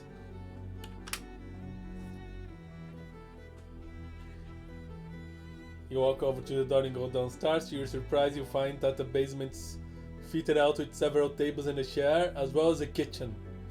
Alright. I guess lunch really is in the basement, amazingly. Yeah.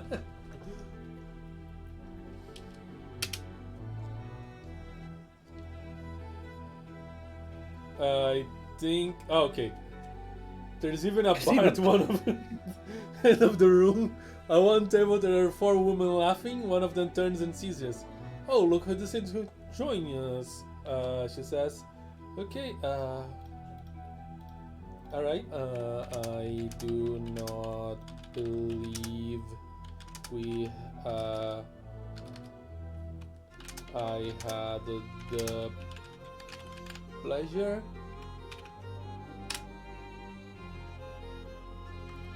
Bridget, says the woman.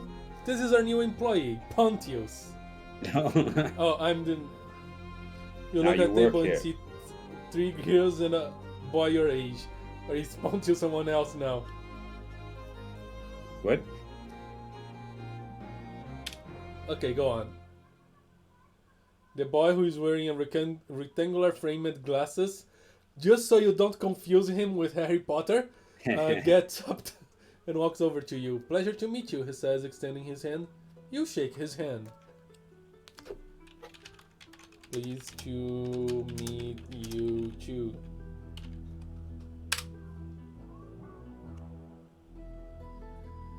These are my friends, said the boys, indicating the girls. Mind if I join you? You nod and indicate an empty table. I'm gonna come back into this thing, enter the room. You turn around and walk back into the room. Mr. Jovius. Mr. Jovius is nowhere to be seen, but you spot him in a far corner of the room, talking to one of the teachers. Okay, so yeah, it's the big mountain the size of a small mountain again. Yes.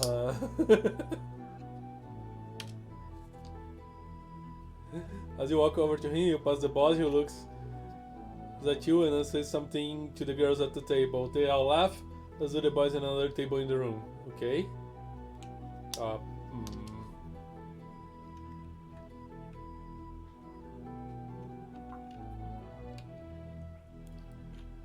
Okay, what did he say?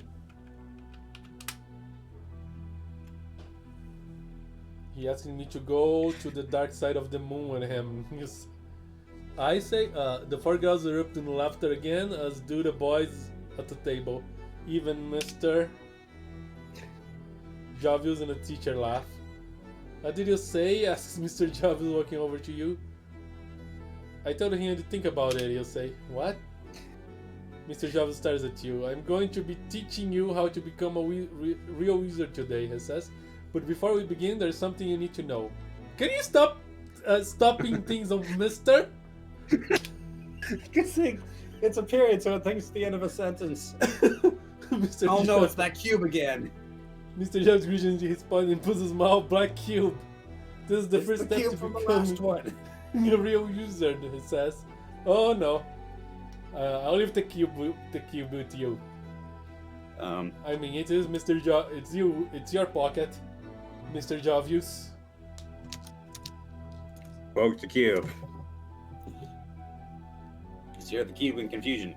Mr. Jovius gives it to you and tells you to take it home and think about what you want to do with your life. Okay, so the first step of becoming a wizard is to go home and think about what you want to do with your life. That sounds like you do not want to become a wizard. So to say. Okay.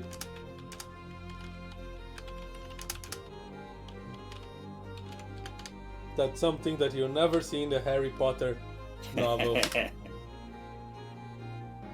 Give up becoming a wizard. All right, you said, I'll come back tomorrow. I'll be waiting, says Mr. Jovius. You walk out of the room and head upstairs. I think the game has forgotten that that Jovius is actually my player character. Yeah. Never go back. Yeah. Never go back in. The next day you come back and Mr. Jovius tells you that he can see you decided to give up your foolish dreams of being a wizard. Go home and never come back. As you walk off the room, you feel something hit you in the neck. As you fall to the ground, you realize that something has stabbed you in the back. Now it's gonna kill me. You turn around and see Mr. Jovius stand over you.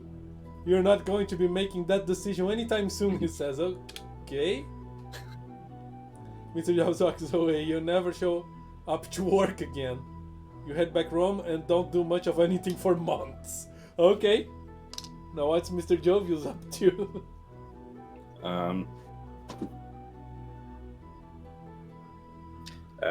Teach defense against the dork arts.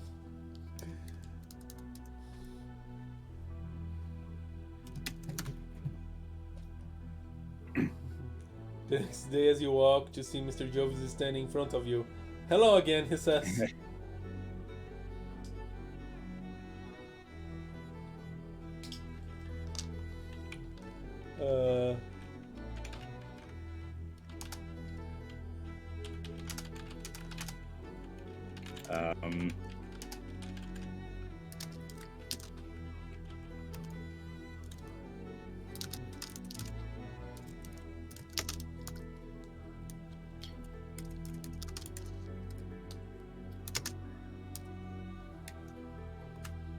If you don't want to become a wizard, perhaps consider becoming a stage magician. I do need a reply. Think about it, says Mr. Jovius. We're hiring, and I promise no one will get hurt. You walk away and consider the offer. But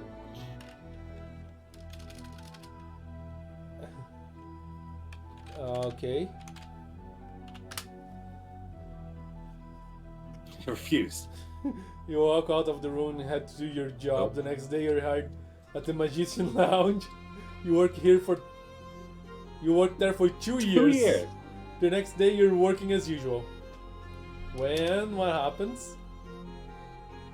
It's a slow night, so you're snacking on some peanuts. Suddenly the door opens, and in steps a woman with purple hair.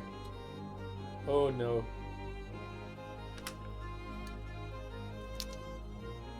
I'm looking for the manager, she says. I'm Zalmora, the Dornan Witch of the West. Let me guess, I'll show her to Mr. Jovius. Mr. Dream? You show her to Mr. Dream, who emerges from the back. Zaw, he says, what brings you here? I have come to join your staff, she replies. Ah, nice, says Mister.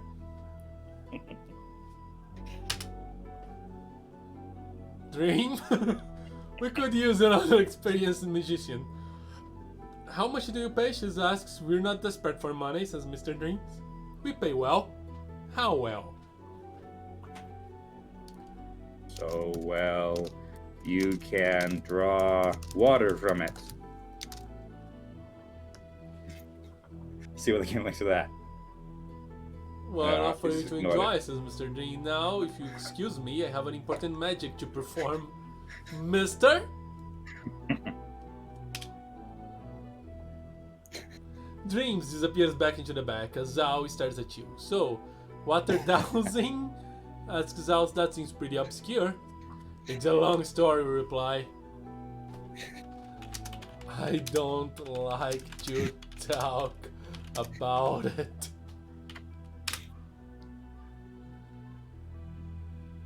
It's a very long story, says Zao. Then I guess you just have to take my word for it, you remark. And another thing I'll need to take is myself to the bathroom. I'll be back soon. If you want to continue the story without me. Okay.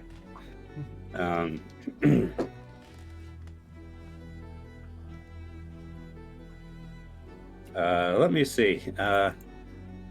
Let's see. Shudder at the memory of that nasty business in New Mexico.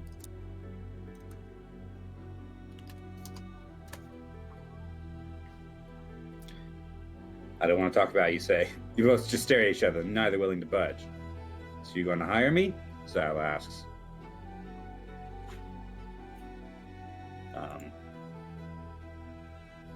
Only if you can... Let's see. If you can sing and dance, I'll hire you.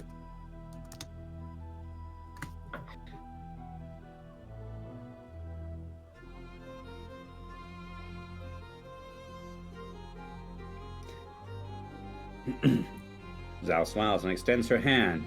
shake it and say you'll hire her on the spot. Mr. Dream appears and says that's fine.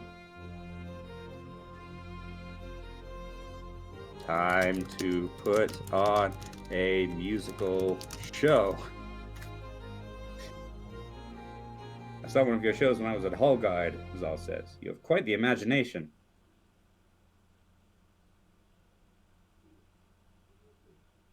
Thank you.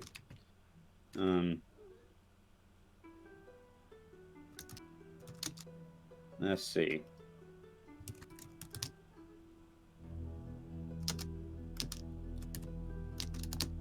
Would you prefer to sing, dance, or both? Both, replies Zal. Okay. Oop.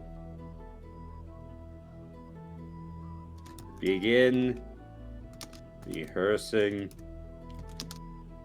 for the big musical show.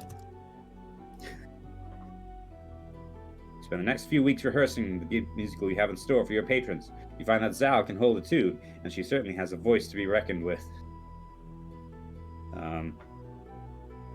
Write songs. Most of your patrons are human, so you decide to write a few songs specifically for them. Write a song about bees. You finish writing your song and think it's not bad. You decide to present it as an original work by a traveling minstrel. Let me see.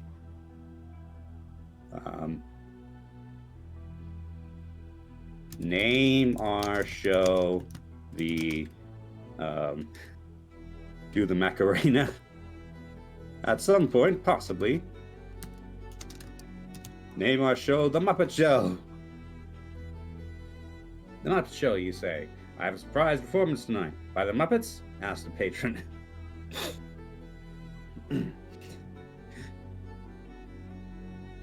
Yes, by the Muppets.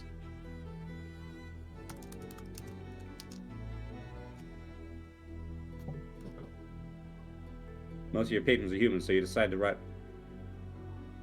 this.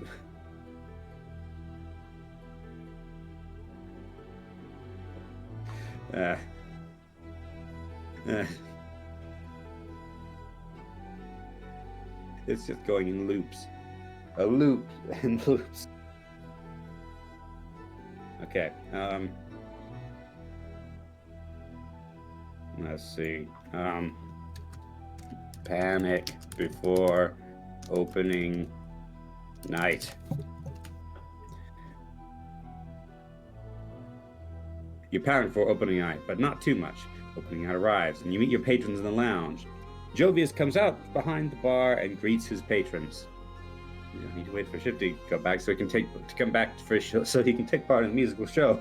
I have moved too quickly on this.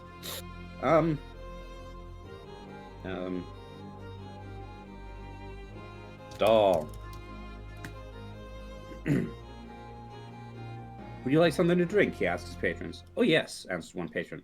Have a pint of your best ale. Me too, says another. Okay.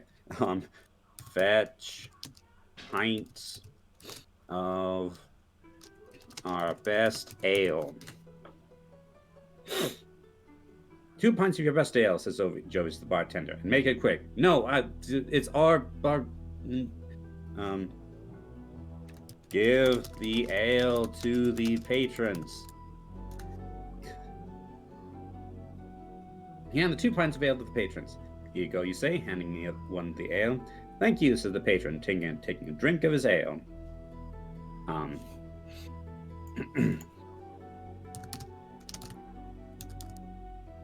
you excited for the show? I'm excited to see the show, says another patron. I've never seen Muppets. I'm sure it'll be great. I can't wait to see the show either.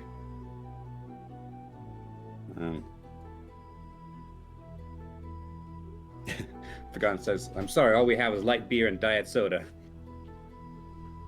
Let's see. Are you back? I am no, back. Not quite.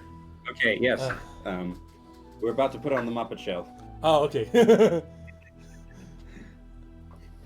Okay.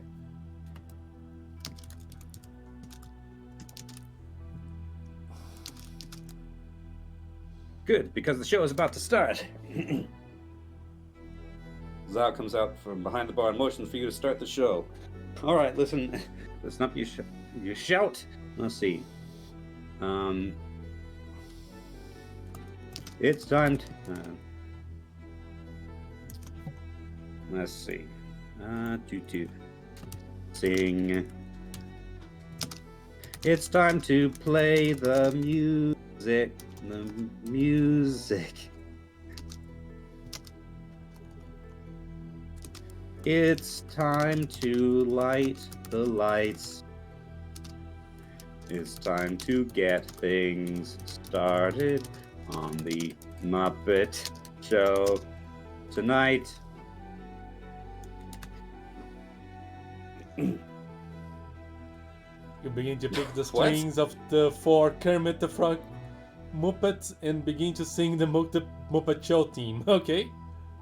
Actually, this is brilliant, because there's no way that this story can get much weirder than the actual Muppet Show.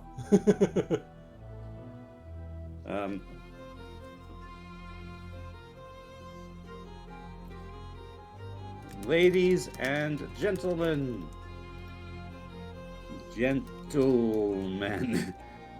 welcome again to the Muppet Show. I'm Jovius, former teacher at Hogwarts.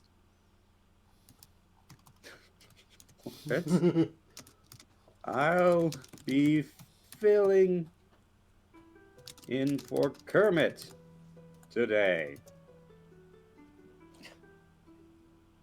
Begin to walk up and down the aisles as the Muppets sing. Our special guest star is Pontius. How do you spell that exactly? Snaggleworth. There we go. Is Pontius Snaggleworth. The tiny Muppet. You are now a tiny Muppet. Okay, the tiny Muppet enters and begins to sing Bean. He's only 3 inches tall, but what a voice, you say? What is that? Asks a patron. That's Pontius Snaggleworth. Is he a Muppet? Ask the patron. No, he's a real person, you reply. Can I have a picture with him? Ask a small child. All right. Apparently people are just going to come up on stage during the musicals. Also, the game is singing Bean because I decided to write a song about beans earlier.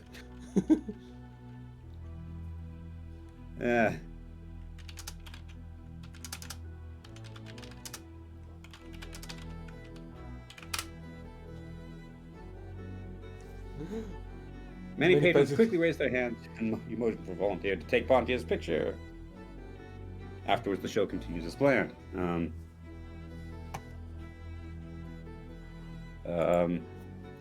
Sing.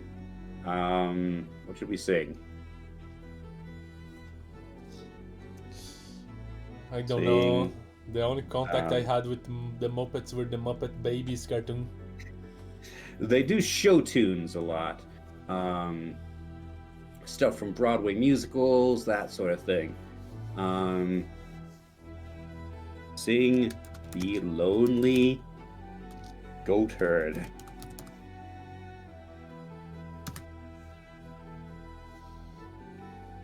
After the song, the show comes to an end. It's over already. I was hoping for more weirdness.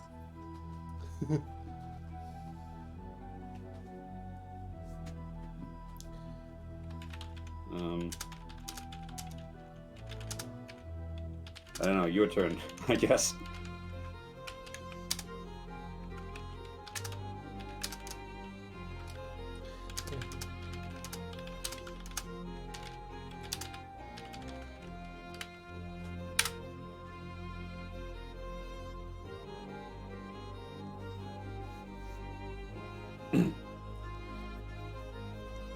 Alright. Thank you all for your presence. Hope to see you all next time. Thank you, Snaggle, you say. Hey, that concludes our performance. Javius and the Muppets wave goodbye and then return to their seats. I guess it was a good show. Now what? Now what? Yeah. Next story? Sure.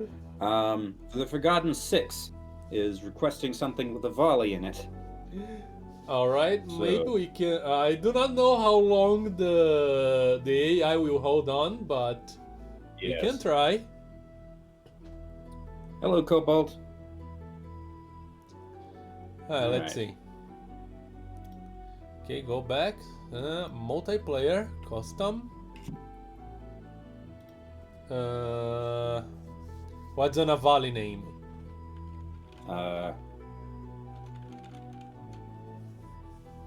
Cario with a K.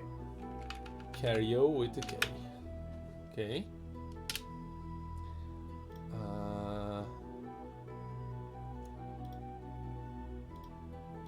Are you alright there, or do I need to invite you? I need to invite you. Okay. Mm-hmm.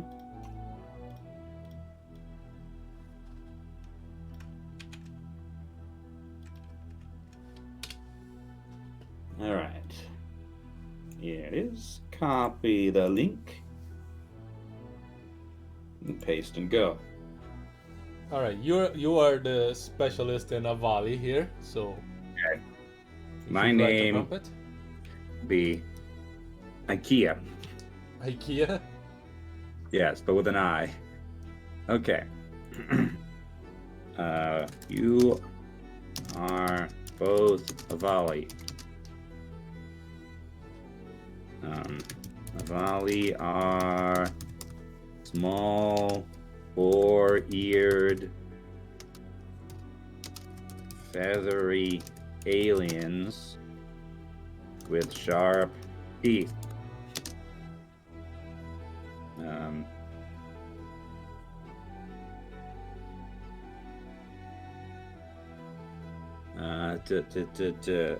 Okay, so where should we be?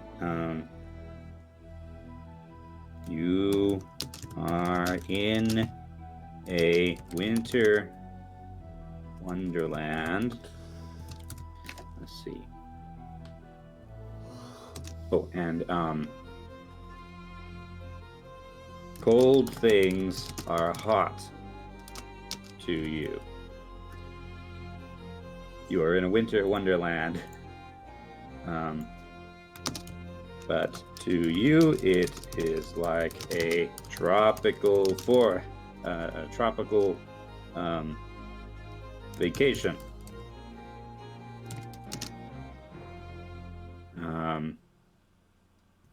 You have come here to what should our goal be? Good question. Are we hunting something? We could hunt something.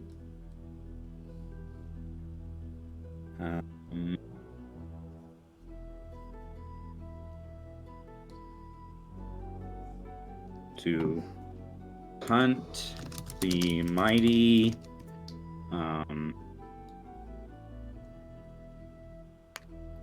golden fluted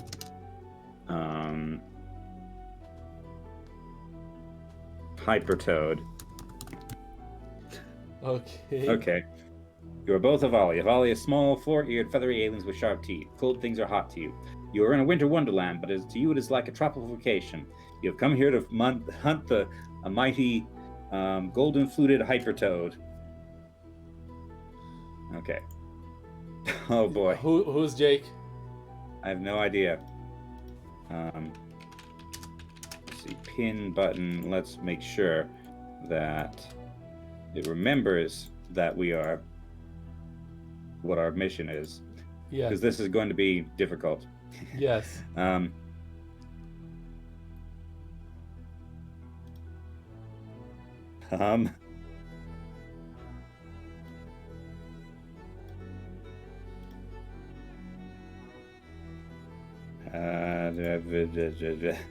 Just enter, I guess.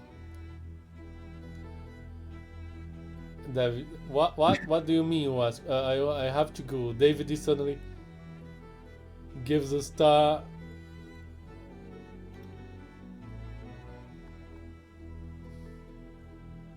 You want us to be recorded, right?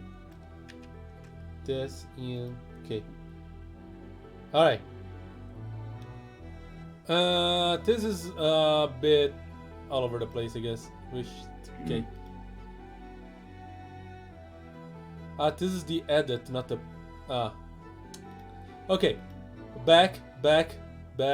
Let's just begin again. I messed up things here on my end. Okay. All right. The creature is 4 times your height, covered with golden plates and spikes. Okay, now it's more interesting. Okay, yes. Search for evidence of the toad passing.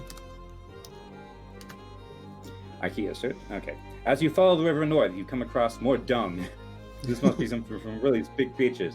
Sticking to the edge of the swamp, you avoid stepping in the muck and move forward. I don't think swamps are on Winter Wonderlands. I guess. All right, maybe it's a winter swamp. I don't know. I guess.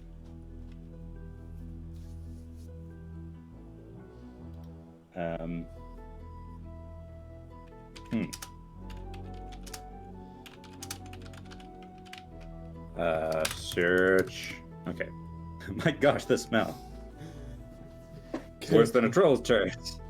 You continue to follow this foul smell. Okay. And that leads to what? It gets stronger. It's headed this way, you say. You hear crashing noise from the other side of the swamp. We need to turn back, Kario yells.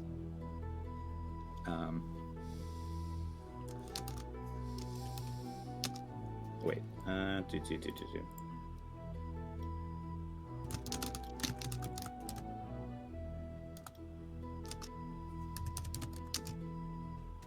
But then we'll have to go through that stinky swamp again. Too stinky, you say. Kario makes an exasperated sighing noise. Fine, he says. Oh, and then we go turn around and traipse through the muck anyway. It's disgusting.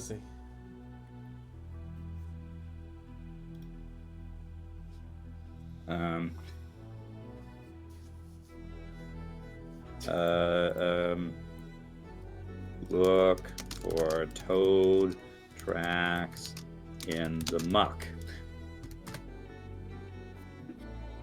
You look at the ground, see what looks like paw prints. They're half covered with mud, but they look very big. I think I found something. Kario comes up to you.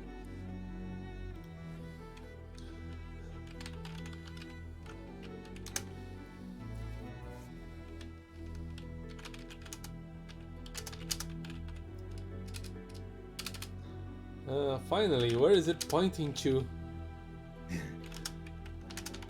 I need to use my shotgun on something.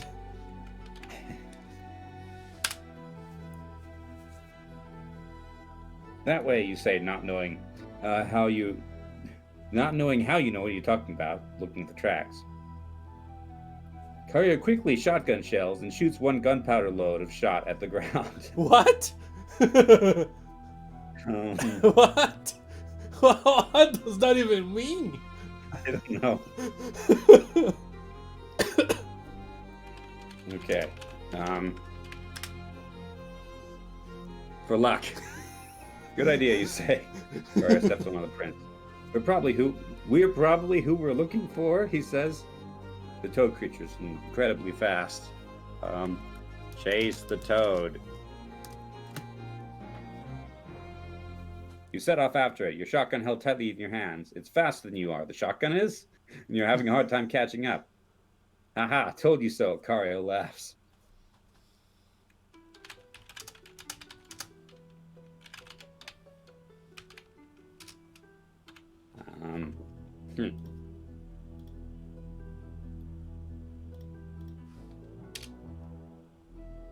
Gario shot the toad. You fire your shotgun and the blast misses the toad, but hits a nearby tree. Idiots, Gario says. Who, the tree? I think the shotgun.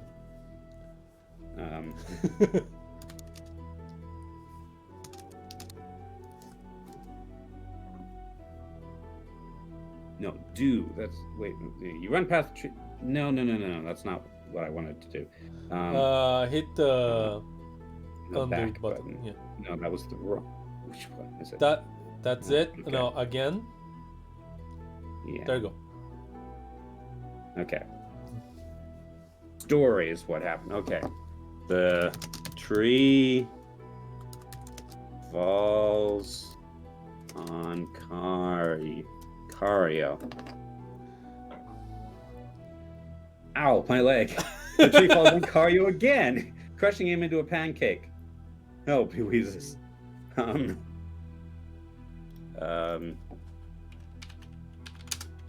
Use cartoon. Wait. How can I hunt that toad in this shape? Cario's He's dead. You dead. have no more ammunition. Good thing there are no humans around. You set out again, travel until nightfall, then settling in for the night. I think I I'm think dead. you just. What? Yeah, I think you just permadeathed yourself. I was about to fix you with using cartoon logic, but I was trying to use cartoon logic, but more subtly. you want to go back? Okay, let's try your way. Okay. Use cartoon logic to blow him back into shape like a balloon. How do you spell balloon? 2 L's? 2 L's. You laugh at how silly this is. Wow, you grunt. Suddenly, Cario springs back to life and shoots you with a pistol. Aye!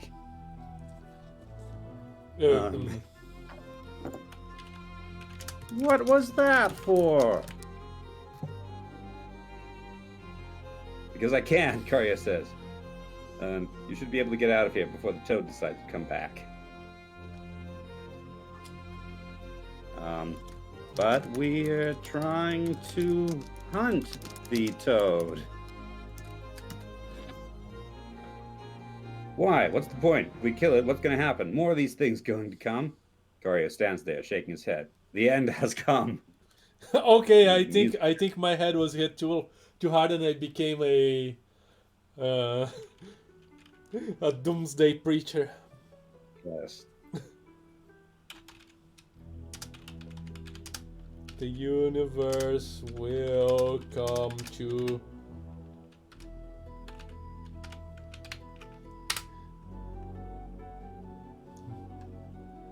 Cario's right, you say. Cario puts away his gun, shaking his head the whole time. I don't know why I came with you.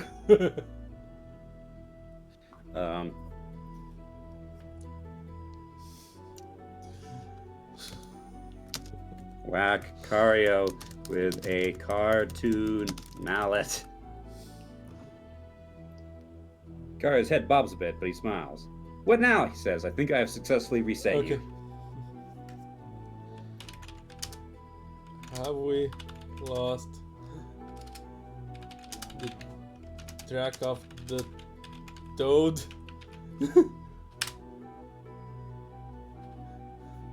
I don't think so, you say. Cario nods. Well then, let's go check the... What did you call that again? A swamp. Yeah, the swamp. Perfect. That's perfect. Check the swamp for the toad. I said toad. You walk through the swamp, trudging through it. You walk carefully, your shoes getting swamped with mud. Wait, look You around. think that's why they call it a swamp?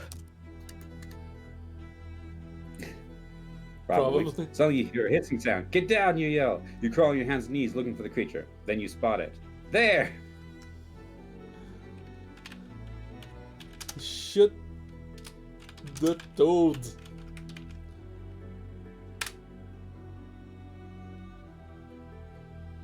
Carrier fires the pistol, but the shot goes well. The bullet flies through the air and lands in some trees. I'm really I can't miss bad you this far shot. away. Yes. You have it out for these trees.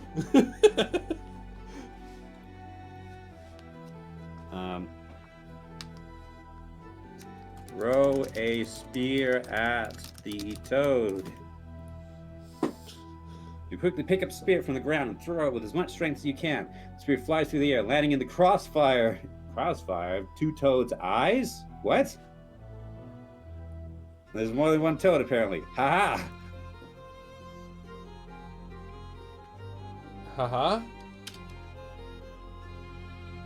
Carrier laughs. Sorry, laugh. The toad's eyes pop out. Now play dead, you order. And you and Carrier back away easily. Only the toad twitches a bit as it lays on the ground.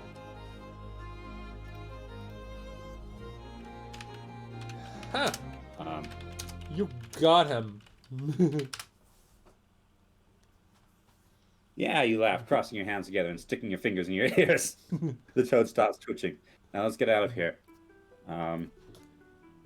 Carry the toad back to our ship. You pick up the toad by its green body and begin walking. Come on, you say. You walk for a bit, then turn down a small path. Okay. Yeah, keep going to the ship. Keep going to the ship. You walk for a bit, then Karya stops. Hey, look, he says. You follow his gaze. A large humanoid robot stands there, its metal plating glowing faintly blue. Okay. We have a robot. Let's try not to make that thing angry.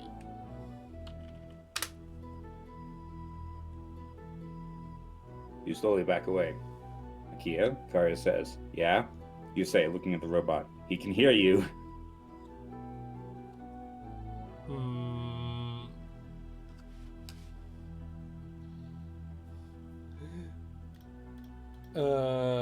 Keep going to the ship silently.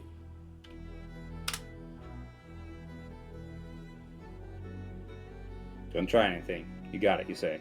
You continue walking until you reach the ship. Come on, Karya says. You open the door and go inside. Put the toad in the trophy room?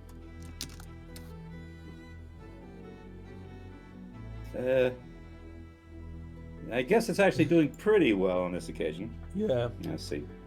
He probably You could could use probably a use a lot of rest. You say. Probably, Karya says, walking over to the door. especially since he is dead. Yes. Yeah, you say, Carrier sighs, then pushes the button next to the door. The door slides open, revealing a large television screen. That was Daniel.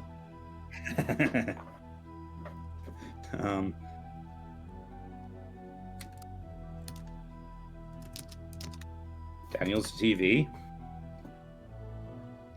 Yeah, Yeah, Karya. Karya. Let's go get something to eat. That was a robot, you say. So,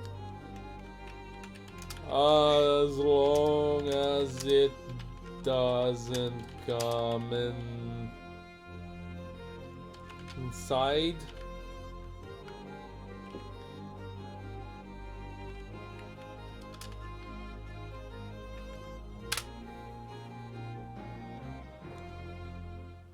Right, you say. You follow Carrier into the elevator. Who's Carrier with a Y? I might have misspelled your name at some point. Yeah, that's a problem. If you misspell something, it can become a character. I did that a couple of times. And the elevator begins descending. Daniel used to be a normal boy.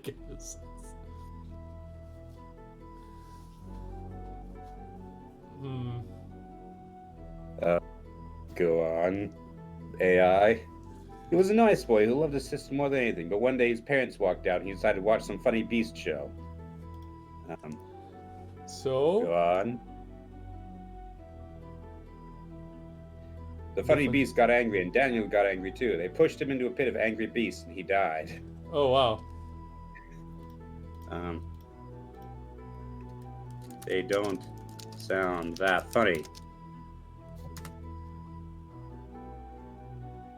The way they tell the stories around the campfire is the way they tell the campfire. Ooh, large dining hall.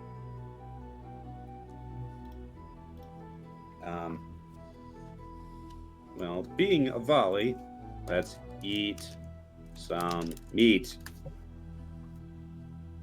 You walk over to the table and begin eating some of the meat. Kario takes one look at you and then walks away without touching anything. Hey!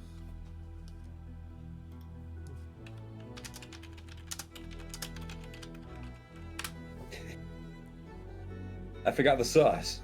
Are you seriously doing this? Nobody ever gave me the sauce when I went out to eat. Kario walks off, leaving you all by yourself. Well, okay. Alright, that's not what I expected to happen.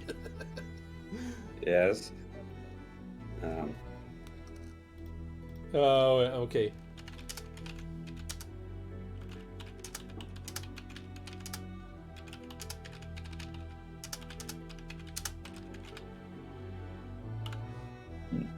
I think I can salvage this.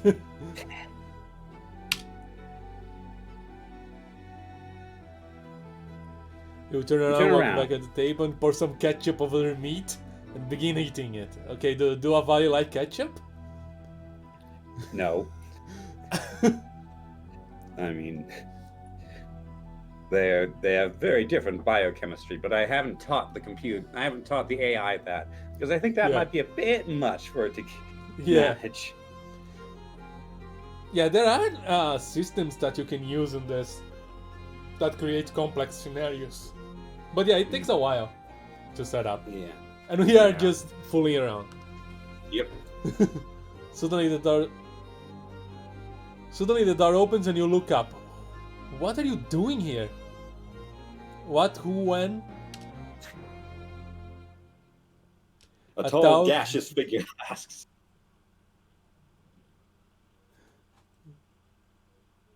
I came with Kario, you say. I don't like it, the figure says. This is our ship. What are you doing here, Mr. Gas? I'm guessing he's a Nova kid.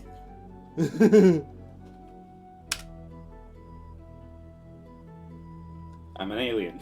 A large, blurred figure walks in the room. You squint your eyes, trying to make out who it is. Okay. Daniel. Hello, little human. You take a deep breath, taking in the very air around you. Are you okay? Daniel asks. First. What? First, I am not a human. Who is saying hello, little human? I don't know. Yeah. I mean, we might be saying hello to Daniel. True. Or somebody might be. I don't know. It's confusing as heck.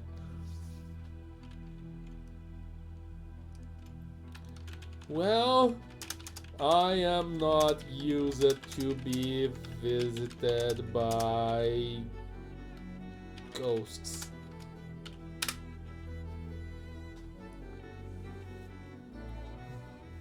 Ghosts don't say alive enough to kill you, he says. What? They all look the same, you say. I guess we all change a little over time. Whoa.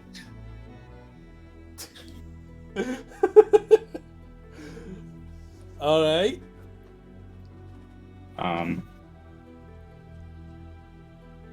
How did you survive the funny beasts?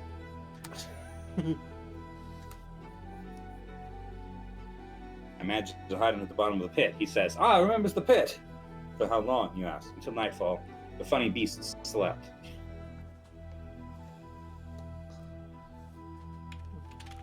funny. I slept for a few hours, Daniel says. When I woke up, I saw something I never thought I'd see. What was that? Picard asked. You.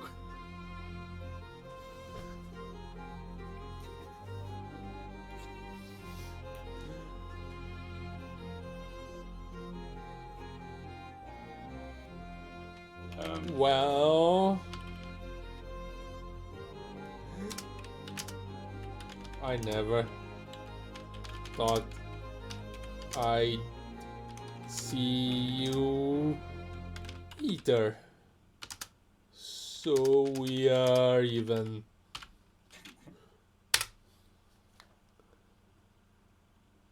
I did too, Picard says.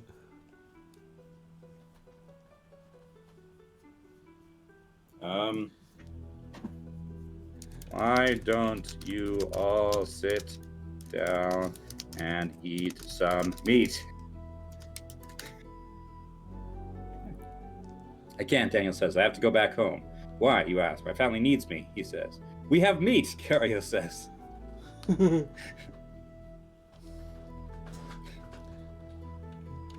Want you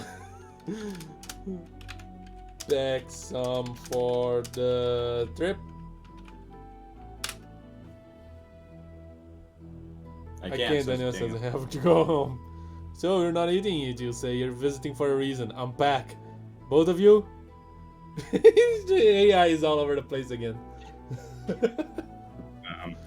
We could go find your... we could use the ship to find your family. Then Daniel sits down and begins to eat. Okay. Suddenly the lights in the room go out. That's what she said, Tom says in your ear. Who the heck is Tom? Who's Tom? What was that? What is that? Who's Tom? The ghost in the next room. It's not a ghost, it's my employee, you say. Here we go, Tom says. Tom, stop messing around and begin. Take off procediments. Is that how you write it? What? No, it's procedures. Tom, stop messing around and begin takeoff procedures. But I haven't even entered the coordinates. I don't give a flying damn it where we're going as long as you're not sitting in my seat. Trying to take my ship. Fine. Alright. Okay. Input coordinate to... What's his name? Daniel. Daniel. Yeah. Daniel home. And input is with an N, not an M. Alright. Daniel stands up, buttoning up his jacket. He begins to head for the door. Hi, little human, he says. I'm glad I could visit. We're flying through the air. It's safer than it looks, Tom says. The ship shakes slightly as the engines fire up. The view screen fades black and the lights in the room come back on. I guess our ship is not very well maintained. I guess.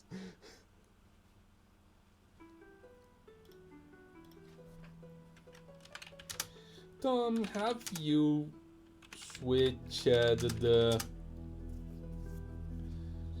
I need some sci-fi mumbo jumbo. Protonic defibrillator. Protonic defibrillator.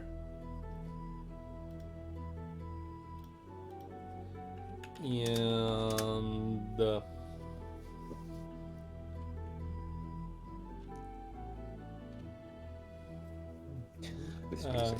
protonic defibrillator. Okay, that's enough. Okay. No, Daniel's ghost don't need one.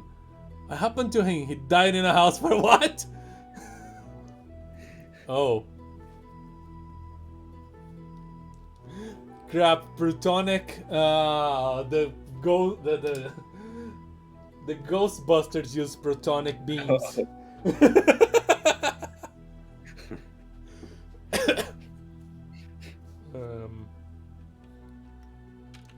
How is the ship supposed to fly without one? Daniel's ghost appears in the room, waving as he begins to float towards the window. I can see my death, he says in an echo. It's beautiful. Do you enjoy it? That's stupid. Daniel, stop it. Kyle says, standing up. You're not supposed to. The ship shakes slightly as the engine fires up.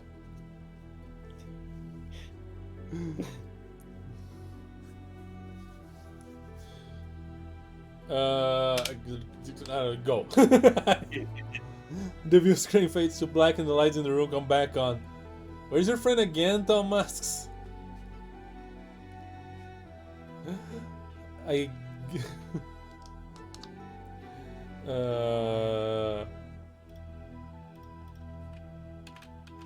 Search for Daniel.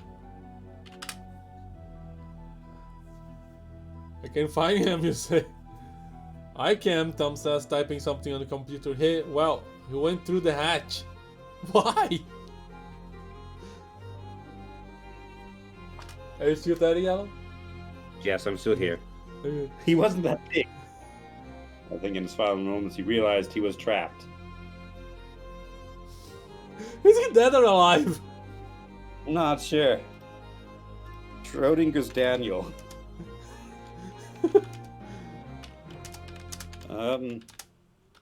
Wait. After all, is he dead, alive, or in quantum superposition?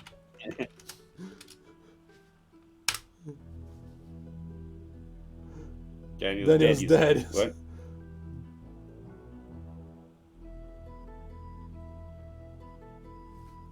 What? He died in a house fire? He was trapped in the 3rd floor and then the attic burned. He fell through the ceiling. I bet the funny beasts started the fire.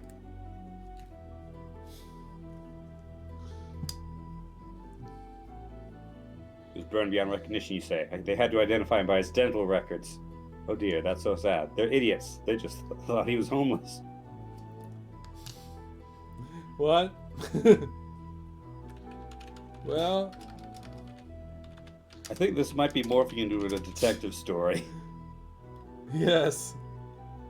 Well, too much for my quantum superposition theory.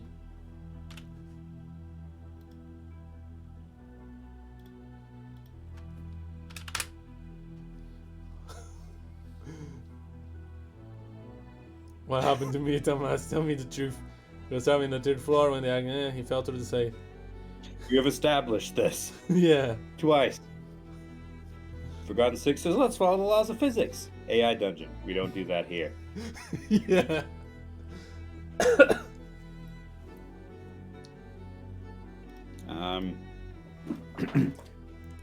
We should investigate the fire. There is nothing you can do, you say. The fire department listed the death as an accident. But I'm sure it was arson by the funny beasts.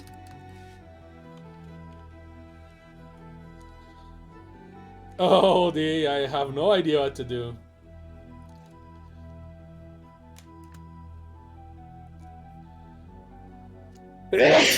How do you know they're not telling the truth? Daniel Ghost told me.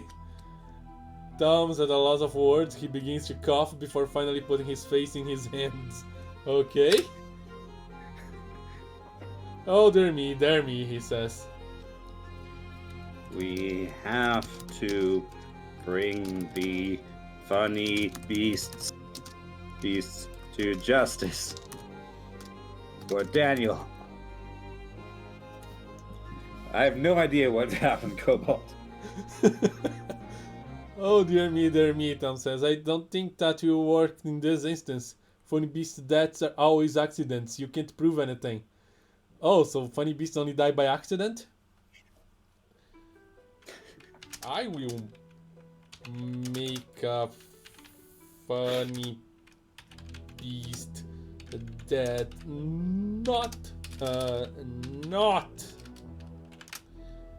be an accident.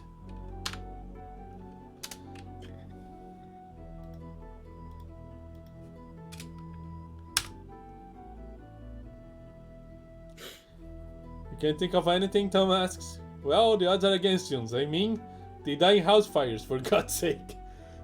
Now it's the funny beast that dies on house fires. Let's go spy on the pit where the funny beasts live. I shit on my desk. Why am I bringing it up now?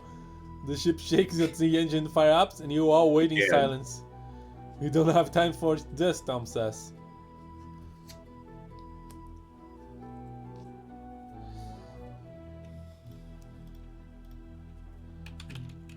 Just get this ship in the air.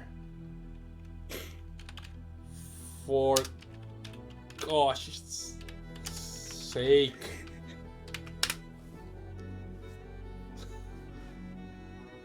Kyle stands pushing his chair as he heads for the cockpit. He slides into the seat and quickly begins to input comments. Let's see if we fly or we blow up. Here goes nothing, he says as the ship begins to shake and shudder. The lights begin to flicker on and off. Okay, keep going. The screen for you flicks from 0% to 100% and back again. I've got some interference in the comms, Kyle says. I can't get a response. I'm gonna whack the controls. Your hand hits the button and the ship lurches forward as the thrusters fire. Yay, we're on! For custom maintenance. The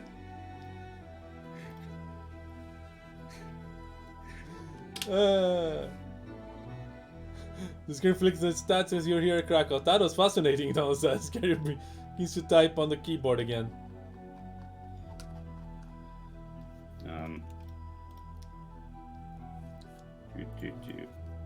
Fly us to the pit, Cario. We can't find the pit, Cario says. The patent's here. We need the coordinates for the funny beast's hideout. Wait. The pit? Yeah. Input. Why do I always write input with an M? Input the coordinates to the funny beast's hideout. There we go. Got them, Kaya says. Beats. Funny beats. Okay. Then the screen flicks to stacked as you hear a crackle. That was fascinating, Tom says. Good looping. We are headed toward the pitfall, you say. It should be simple enough to navigate. Let's get on with it then, Tom says. Cario begins typing the in comments. Yeah, we're looping. Let me fix the funny beats. What is the best kind of domesticated bird, wants to know Cobalt Fox. I don't know, but I could tell you that the worst bird is seagulls. Alright. Got it, Cario says as the ship vibrates in harmony. Okay, that's different. All systems are go. Cario says, we're ready to rock. Let's do it, Hampton says. Cario quickly taps on the keyboard, enter coordinates, then the ship says as the map screen loads up, it's working. Go. Type random numbers. What numbers are you entering, Cario? Tom asks. IT types a bunch of numbers. 5912, the ship says. That's not a number, Tom says. That's totally a number. It is a number. You school. Is that how you write it? Is that even a word? Cobalt, but Seagull's gonna come poke you in the coconut. You nincompoop. I think that's a word. Okay. We're never gonna get this pit, are we? We are never going away from 5912, the ship says. What does it do? Dom says, confused. He locks onto the nearest target, Carrier says. So...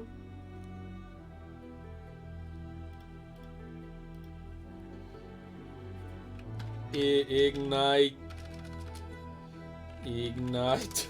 thrusters. It's so hard to fly a ship in this. I know. It's like the beast from the first one. Yeah. Here we go, Carrier says. The ship begins shaking and vibrating and thrusters fire up. Spin it up, Tom says. It's supersonic, Carrier says. We're going at a speed that will break every sound barrier and we won't even notice. You can put on your headphones. It's supposed to be the speed of light. Well, it is supposed to be the speed of light. When you come back, we'll listen to my music, Tom says. I know just the song. The lights in the cockpit flicker on and off as the speed increases.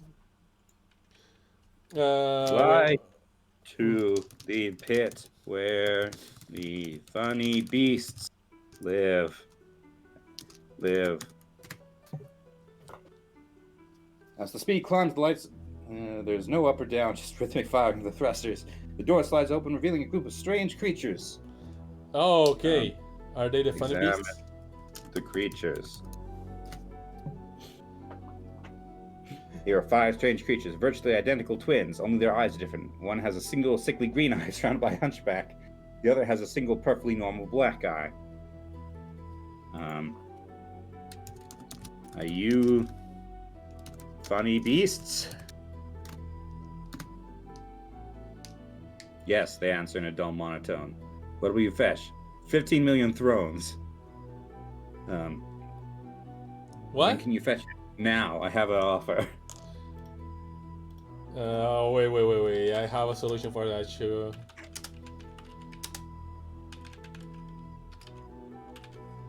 There we go. The funny beasts close their eyes and open their mouths in a yawn.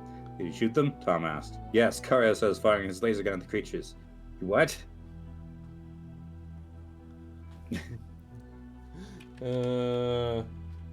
Sure.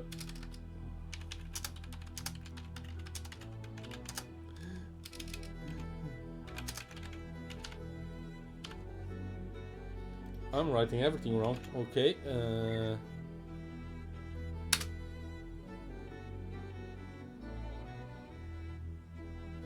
Alright, the creatures stand back to back as the walls of their own mouth begin to glow a deep red. What did you do that for, Damas? I'm bored.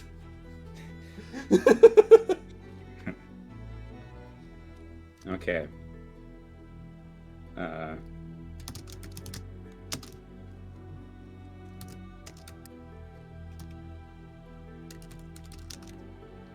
We know you killed Daniel, funny beast. Confess. Go kiss it. Go kiss it. Nah, says Ugnaught. for me. One of the things says as the other bursts into laughter. You what?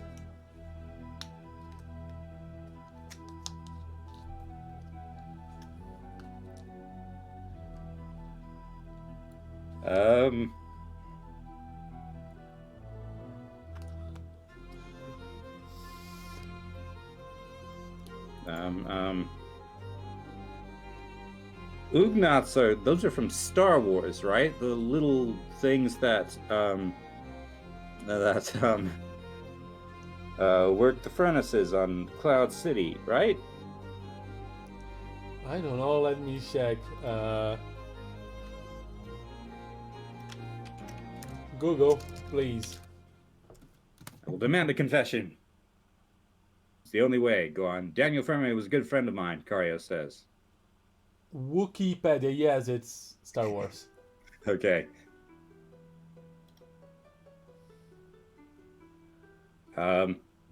He's the only. Daniel Fermi was a good friend of mine, Cario says.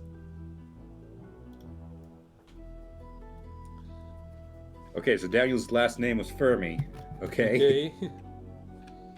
And now he is a quantum superposition ghost.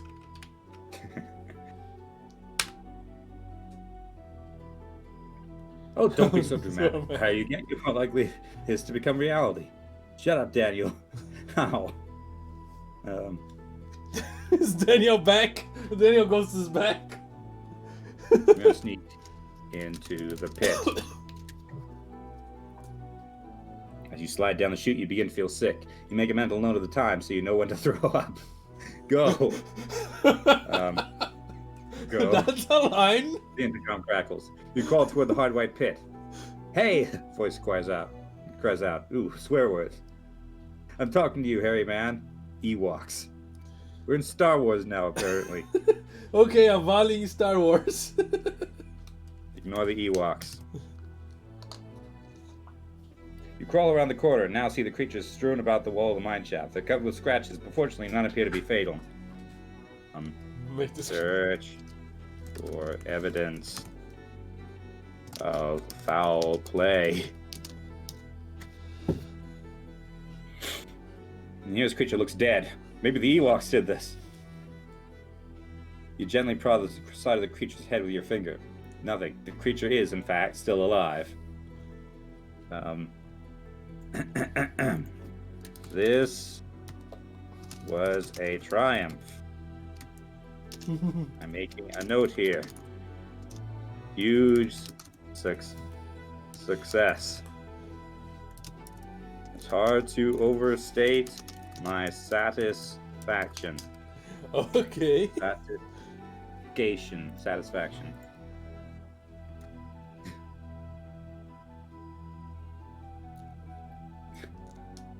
Excellent, Tom says. Alright. We do what we must because we can. What do you give? If I let you fly one of these creatures, anything, name your price, Cario says. I want to fly one of these beasts.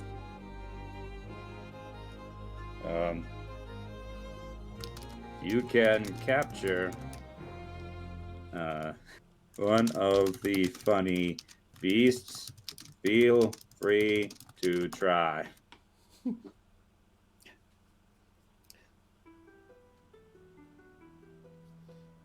Cool, I'll be back, Cario says as he raises a creature into the air.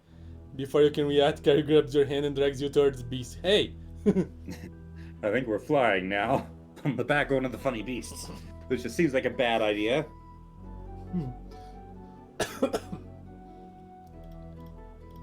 I bet this funny beast can take us to Daniel's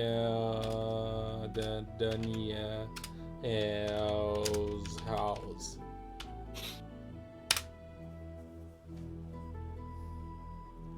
That's Daniel. half a day away, Tom says in dismay. Why should we want to go there, you ask? So you can kill him, obviously.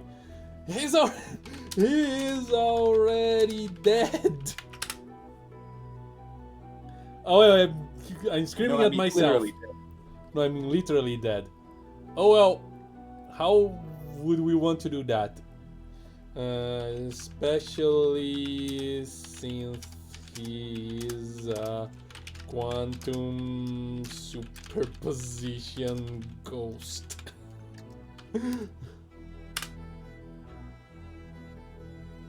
Daniel is a ghost, but I thought he was alive. He's a quantum superposition of a living in a dead state. He can't die. There, we got something! What a quantum superposition is. We're trying to solve Daniel's murder. Who says he's dead, man? He's just into hiding. Honestly, that sounds like him. We saw his ghost 5 minutes ago. We heard 3 times about how he died in a house fire. He didn't die. I saw him get out of the fire unharmed, and how? How? Then why is he a ghost? I don't know. Maybe he was burned so severely he can't rest. He can't rest? How does he have a job?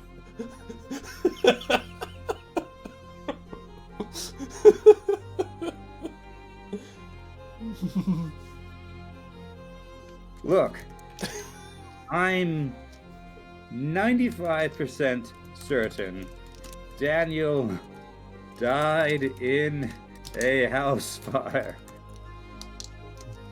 And the funny beasts did it. For God's sake, says I'm leaving. My mind may be crazy, but this Why is would just the too fine weird. beast kill him? I don't know, but they're small and covered in sharp teeth. How could they resist? Maybe you're... okay. Maybe we are talking about different timelines. Quantum unit versus quantum physics are weird. Schrödinger Daniel, I'm diving into that idea. What do you mean? I once met a girl in the different timelines. She had long hair. I asked her out, but she said no. But then she showed up anyway because I changed timelines to one. She said yes. So if you see Danielle ask him out and he says no, that's a yes in another timeline. Weird. Yes. Also, he is both dead and not dead at the same time. There's no way this You look- feeding he's this got- into this AI and well. No, I'm messing with it now. Yes, also, he's both dead and not dead at the same time. Don't tell me how to do my job, you'll say as the beast slowly soars through the sky. Sorry, it's just the first guy I like it didn't say yes and then said yes. I'm going to Daniel's house. Wait. Going to kill your dad is suicide. Going to kill your boyfriend is just weird. And going in his house is even weirder. Daniel isn't any of those things.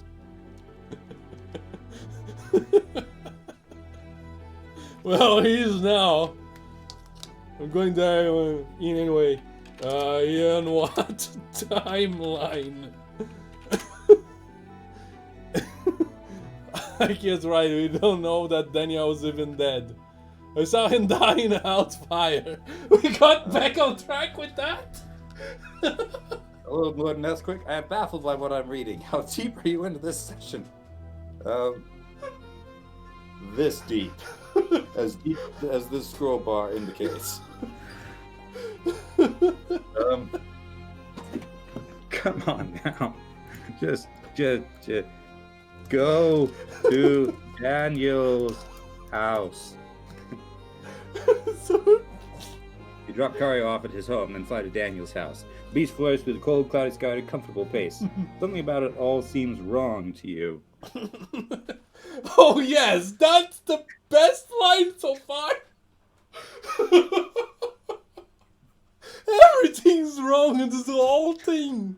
Arrive at Daniel's house already. You land in front of the burnt house. It's burnt, yes! Yeah. The game remembered something. I'm on a plane to a drug. A funny beast. I don't know why I'm on the funny beast. I'm pretty sure that it murdered our acquaintance, Daniel, who was a ghost, yet Shifty introduced quantum superposition, and now he's both alive and dead, and nobody can agree on whether he's alive or dead. Okay. Search for clues. Oh my goodness. Like... You slowly walk about the burnt husk, sifting through the ash. You find a few scraps, an old key, a broken doll, a blue bottle that once held some potent drink.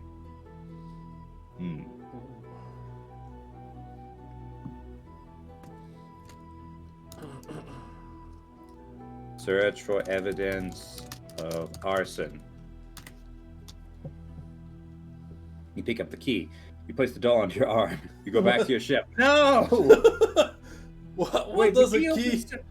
The key opens several doors, includes a wardrobe, a chest of drawers, and a locked door. Is this in your ship or in Daniel's house? Or both? It's a quantum superposition key. A wardrobe. This had better not take us back into Narnia. You had enough Narnia for one day.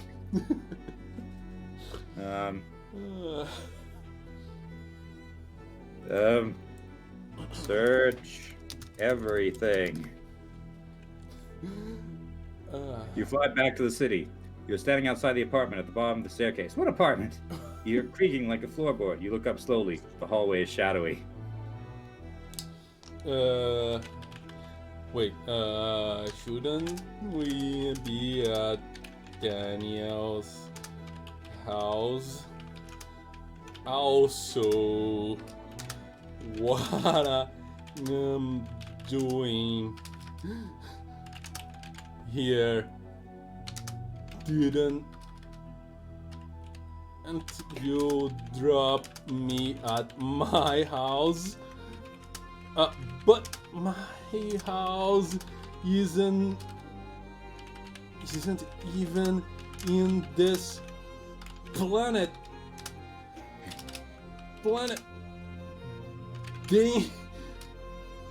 Damn timelines and quantum superposition.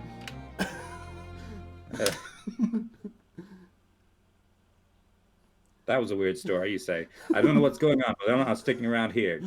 You turn to go up the stairs.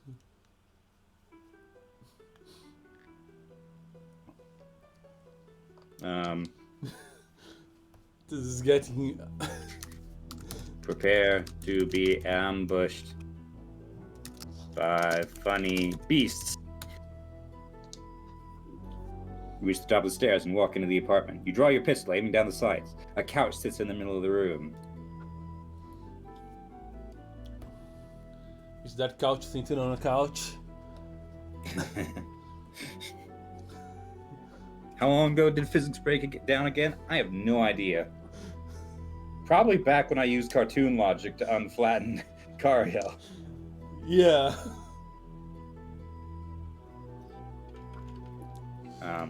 Poke the couch. I just said poke the cough. You aim your pistol. Oh, you aim your pistol at the couch and fire. The bullet bursts through the fragment into the stuffing. You aim at the couch again. I guess the couch isn't secretly a funny beast.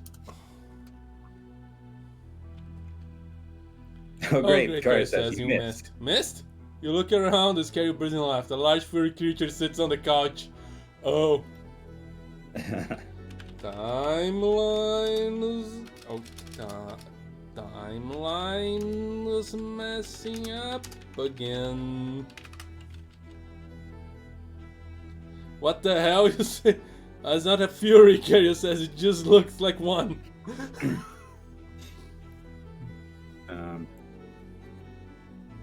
Grab the large furry creature. You grabbed the large furry creature. Daniel, Karya yells. I know you can hear us. Please, if you can hear us, just speak up. Both of them? Sure.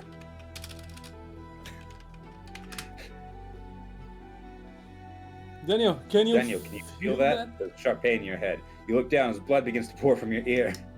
Daniel, Karya yells. I think I'm Daniel now, somehow.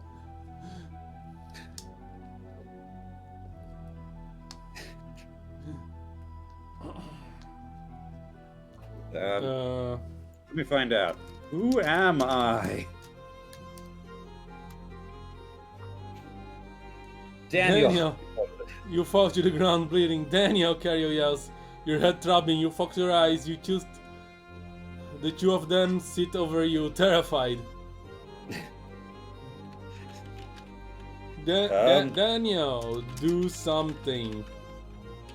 Cobalt says, so is this actually the story of the destruction of the universe of the rules of physics break down? Yeah. Daniel, please. Cobalt's exploding. Daniel, please. Daniel, can you hear me? You slowly lift your hand. Daniel, can you hear me? Can you hear me? No. No. Help, Daniel, you drop your hand. Daniel, Karya yells. Daniel is dying again.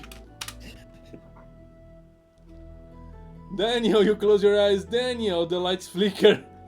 Help, Daniel, please, Daniel. No, you open your eyes, okay? Was I dreaming? Daniel, you look around and find yourself sprawled on the ground. You blink trying to get up. You are standing. You look up. The entire street's filled with monsters. An army of funny beasts. They charge. You fire. You open fire on the horde. A funny beast is hit by a bullet every 2 seconds. Bullets whiz by you. Keep shooting, Karya yells. They hit. They hit, and what happens? You take a deep breath. There's a large hole in the chest of the beast in front of you. You pump your shotgun. You fire. The weapon bucks. You aim and fire. Okay? I guess now I'm hitting. The weapon stops. A chill slap into it. You maintain your aim. You fire again. The gun bucks. You aim. You fire again. All right. You grunt. I have a crying shotgun. Yes. For some reason, that sounds like a weapon that would be on the Enter the Gungeon.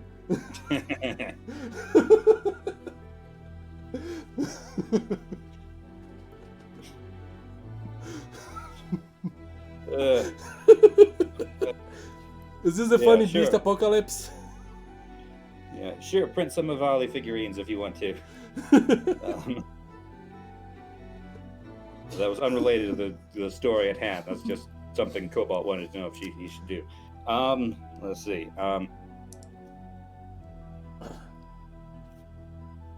Are they all dead?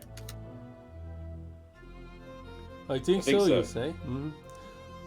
The army of funny beasts are destroyed, but there's more coming. A new horde is forming. You pump your shotgun, firing at the harder.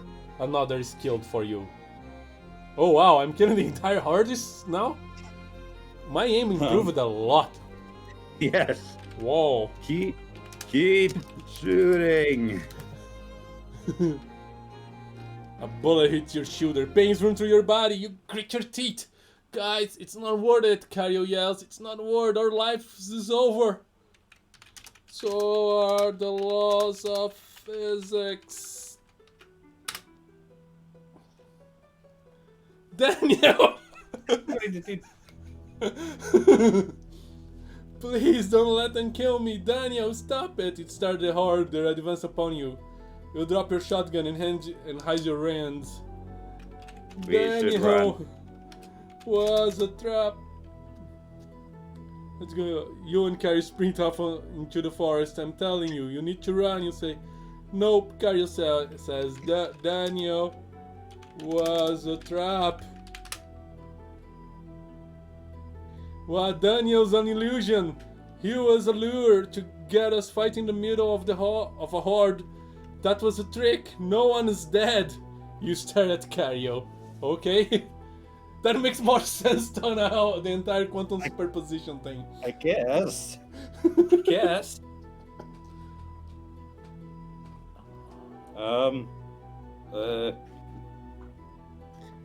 Let's, we need to defeat the funny beasts once and for all. But how? We need a trench grate, Cario says, pulling out a piece of metal. You look at the horde, they advance slowly. Also... what's a trench grate? I don't know. Like the grate that covers a trench? A planet killer. What? A planet killer is a big laser sword. I was thinking more of a tentacle beast, but okay. Oh. You just say, oh. I do not know if you want the AI to complete that or if you want to complete that yourself. I wouldn't mind a big laser sword. I said I wouldn't mind. Why not? I can't mind. I can't mind. A planet killer would take too much to make. And I need all my hands. So we need a trench grate. I'm double backing on a trench grate. Okay. Okay, build. Trench grate. This music makes no sense with what was going on here. I forgot about the music in the background. I've got relaxing fantasy music playing, apparently. I'm sure it has a better title than that from Kevin, but yeah, Love Song's what it's called. Carl takes out his welding tools and welds together a large trench grate. He sets it on fire and slams it down into the middle of the street. Okay. Are you gonna burn all the funny beasts?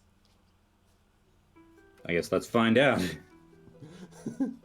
The funny beast charge. You fire your rifles. Carrier leaps over the trench grate, firing a shotgun into the horde. You leap after him. You land, firing your rifle. You fire. Well, what was the point of the trench grate then?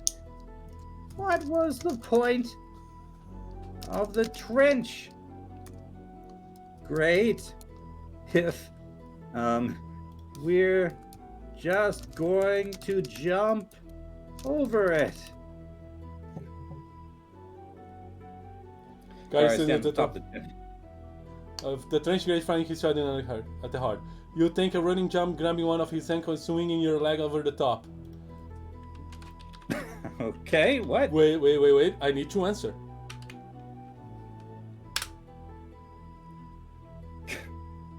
Coolness.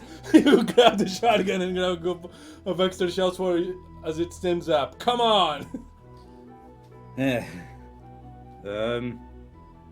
guess we're just playing Left 4 Dead now. Shoot the horde of funny beasts. You stand in front of the horde, raising your rifle. You fire. Bodies fall. You fire your rifle. The beasts advance, roaring.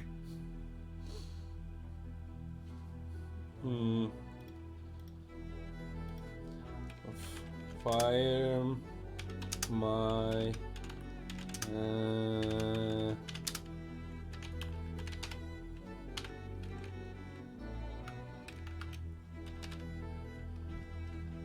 Okay, go.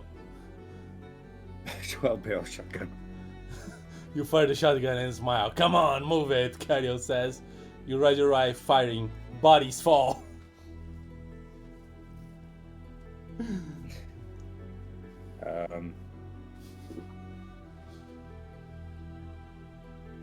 We need a stronger weapon. You're not sure what you actually did this time. You think you got him to stop thinking about killing funny beasts, but you're not sure.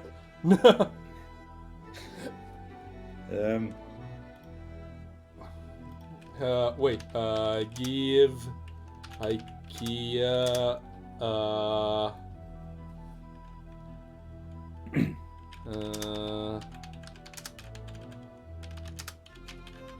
What else you do? Not a barrel shotgun. You pull the shotgun off your backpack and hold it out to carry you. He takes it, loading it, before handing it back. What's the point of that, he asks. Shoot the funny beasts. You wing your shotgun, firing, his body flies, you fire and continue firing. The funny beast's heart becomes a smoldering heap of corpses. Whew, finally. They work? Are they all dead? Be careful with the question. Yep, you say happily. That was awesome. You're welcome. Suddenly a loud explosion is heard from the forest. Just when I thought things were winding down. Oh, crap.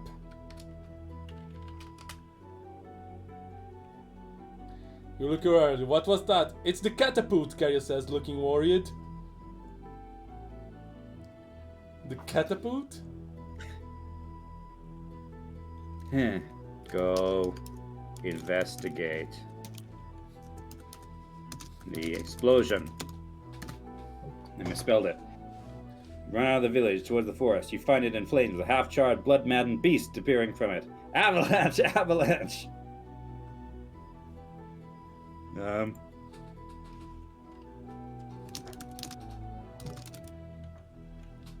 Is the beast named Avalanche?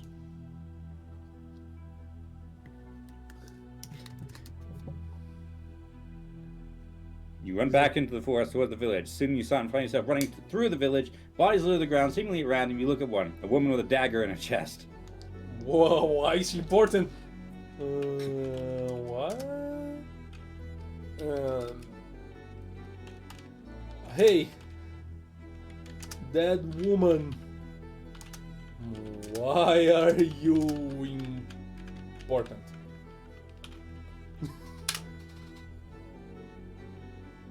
You keep running as the beast lets out a furious roar. Avalanche, avalanche! It charges towards you as you sprint desperately. Quick, run, Carius yells.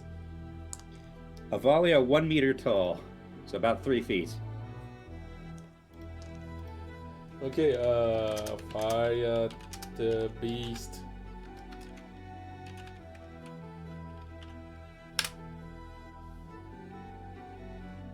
As you roll your eyes, your shotgun firing. Bodies flies. You keep firing. More bodies are flying. What happened? You keep firing as Carrier has his shotgun as well. Come on, you're going down, he says.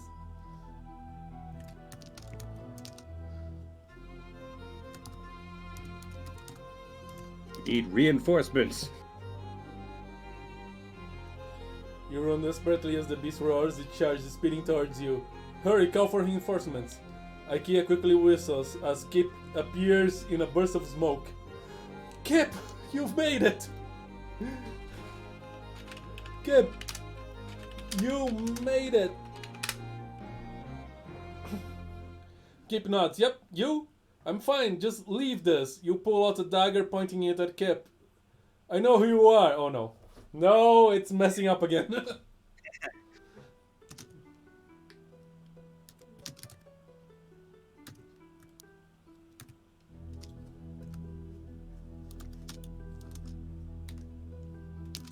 Take what I can get. I was hoping for Schrodinger's ghost, but I'll take what I can get. Kip lets out a nervous choke. Nah, I'm totally actually real. I'm a ghost, it says. Okay. Good. Good. Can you possess that beast and make it stop chasing us? Possessed? No, ghosts don't have any power, he says. Okay? Lies, Skip roars, pointing his arm at you. What? So do it! So it! Piff, do something, look at it. Shut up, you! Just possess us and make it stop chasing us, Skip says. You are the ghost! Skip, go do it yourself! Skip looks at Cario before looking back at you. He takes a deep breath before letting out slowly. Alright, let's do this, he says. Okay? We're getting somewhere. Hey, you should just possess me instead, you say. No! Nah, I can't be bothered to do that. Besides, I think it would be more interesting if you were the ghost. I'm just gonna throw Kip's ghost to the beast. Ikea now is pulling out a dagger and walking forward. She throws herself under the ground in front of the body, pulling her dagger out and stabbing it straight into the corpse's chest. Apparently, Ikea's a girl now. Actually, I guess we never gendered our character. Yeah. Yeah. Ikea's a girl. Okay.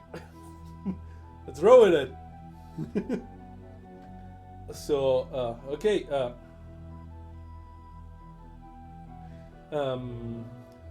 Okay.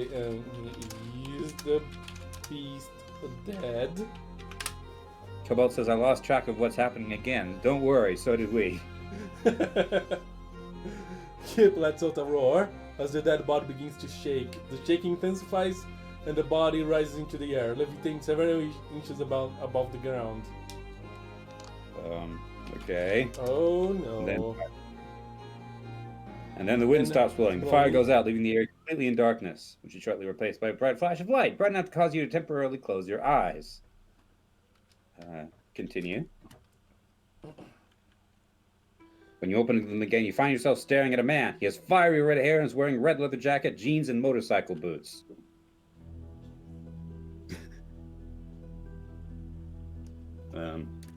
Who are you? A friend, hopefully. He says, pulling a pack of cigarettes out of his pocket and offering you one. No thanks, you reply. The cigarettes could burn on a valley alive. Are the funny beasts all dead?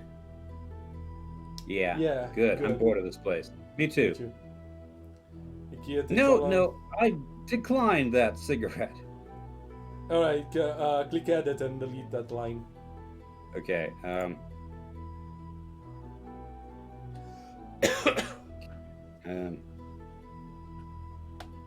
just let it generate again, I guess.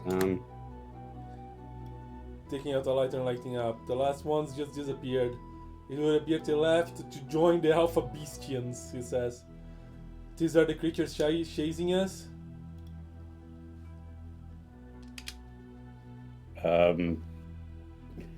Imagine they're among the groups looking out for them, he says. Who are you?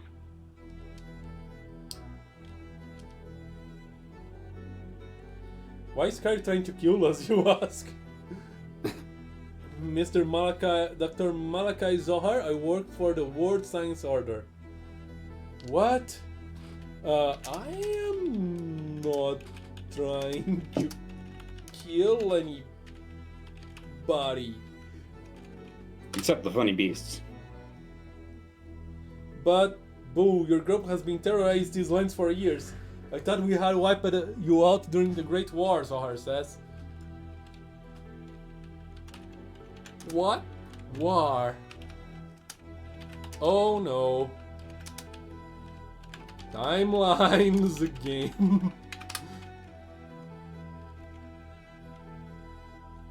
Were you even there, Zohar? No! For some reason, I am in this weird...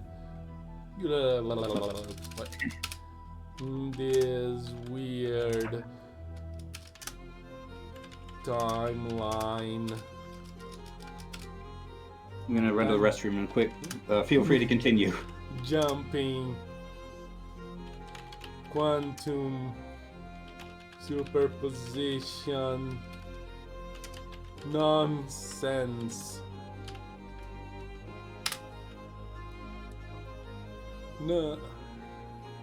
Sir Sykes shaking his head. I would do that too. I don't have time for this. You are a fugitive from the World Science Order. You murdered 3 of my top agents in cold blood, Zohar says. Where your agents? Funny beasts.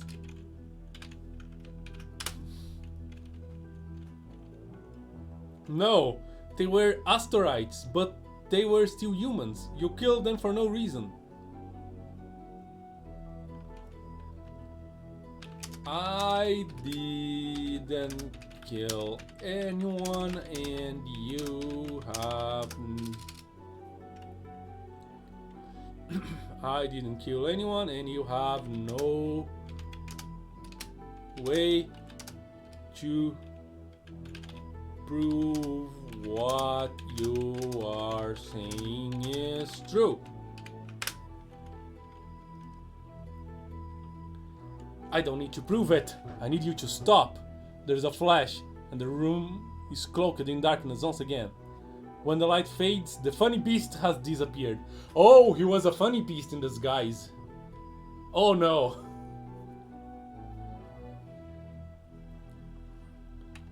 Oh no.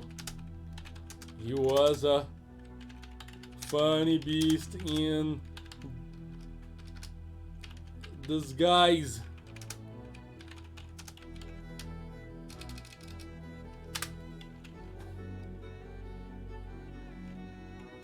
Perhaps though why we would do that is beyond me, Zohar says. Wait, what?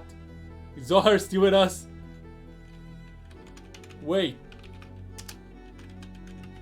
Weren't you the funny beast in disguise? Zohar?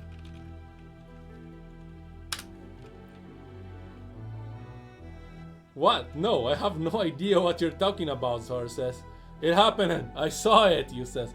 Not possible. I know who I am.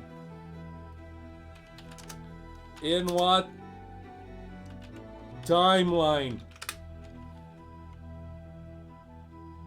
What does it matter? This one, Zohar says, tapping his head. Ah, I see. That's the future, you say. So? We are back to it. We're not back to it, we're forward to it. We aren't in the past yet, you say. The hell you aren't, Zohar says.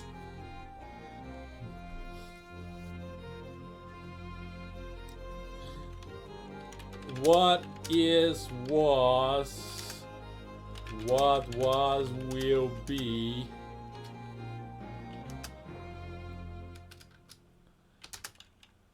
What will be has been. I don't know what you're talking about. Neither do I. Neither do you? Alright, how about this? In my timeline, you and I never had this conversation.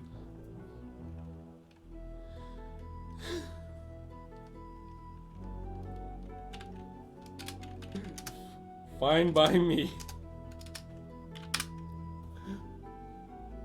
Good. Therefore, I cannot be the Zohar you knew, hence, me killing you would mean nothing since you would never meet me. Boo, you're the same person no matter what. Also, no one is killing anyone anymore. We'll see. Zohar pulls a strange metal disc with 2 handles from his pocket. Oh no.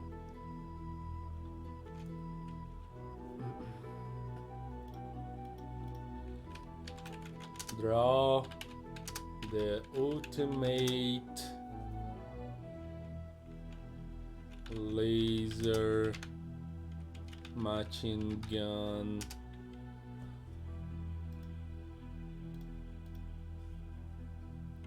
of doom. You pull out the laser machine gun and begin firing at Zohar. Well, this escalated quickly. He dodges your shots by floating back. It's not working, Zohar says. You continue firing, but nothing happens. Zohar suddenly sprouts a mouth on his arm. Wait, what? What? It bursts open, revealing a whole mouth filled with teeth. What the hell? This is going too far, you say, backing away. Zohar starts begin crawling towards you, okay?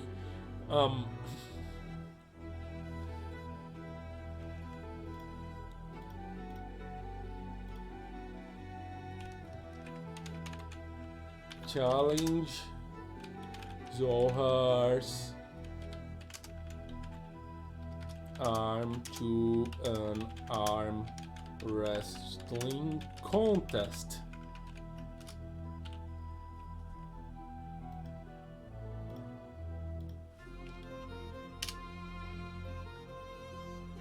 You grab Zohar's arm and immediately start twisting it. You feel your back break, but you continue twisting. The arm goes lifeless and falls to the ground. I'm a better wrestler, I guess.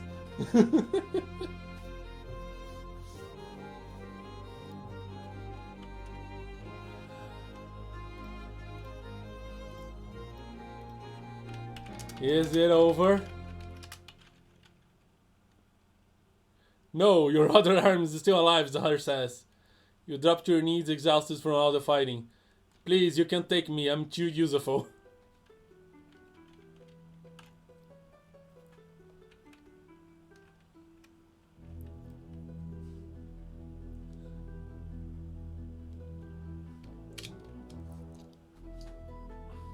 You say, no, you're done. I'm sending this entire city and everyone in it to oblivion. What?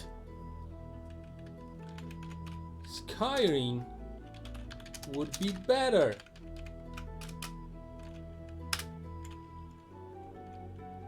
Skyrim would be a better choice. At least there we could get something useful out of it. Okay, I managed to convince him. No longer they will be throwing them to oblivion. Now it's to Skyrim. Alright.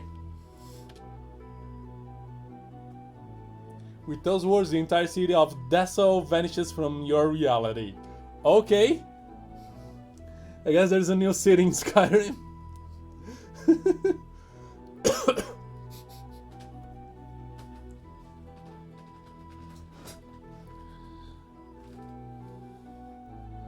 Alright. I do not know what to do anymore.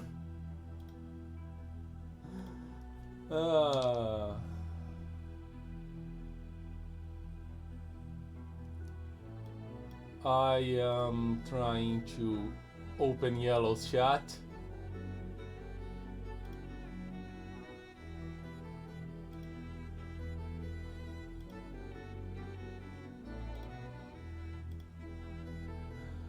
Let's see the reactions to this nonsense.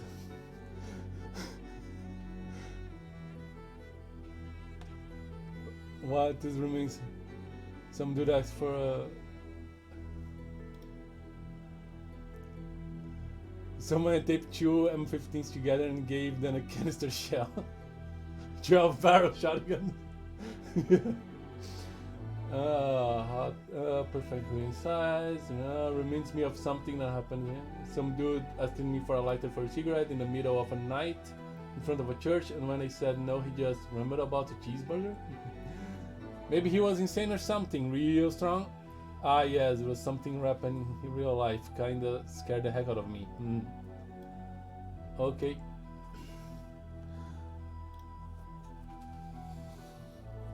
Alright, we had a city vanish from reality.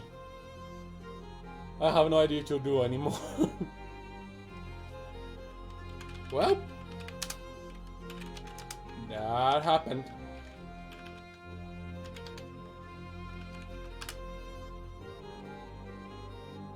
Indeed, Zohar says, I suppose it means we're back to the future. Wrong movie.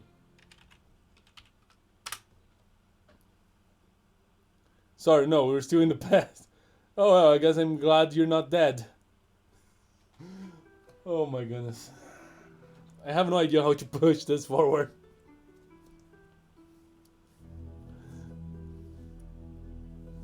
Yellow, where are you?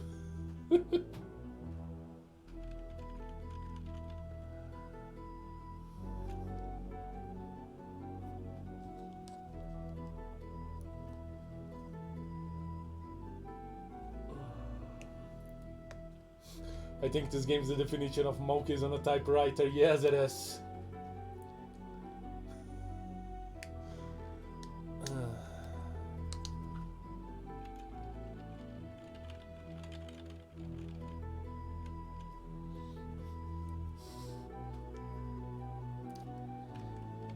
Why would you be? Because if you kill me, I never meet you. Oh well, never mind then. So now we're in the past. What do you do now? What about nothing? Perfect. I'll take you up on that. It's then that you get bored and decide to nap. Okay, that's the perfect end. That's it. We're done with the story. We've finished. We've finished. We lost an entire city and we're now napping in the past. Alright.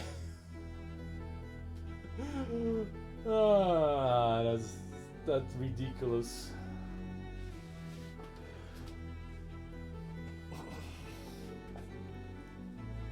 That's so freaking ridiculous. I think Yale is in a sanity break, not a bathroom break. I couldn't agree more. I need a sanity break. It's just 3 hours and 32. I'll wait for him to come back and we'll be wrapping up, I think.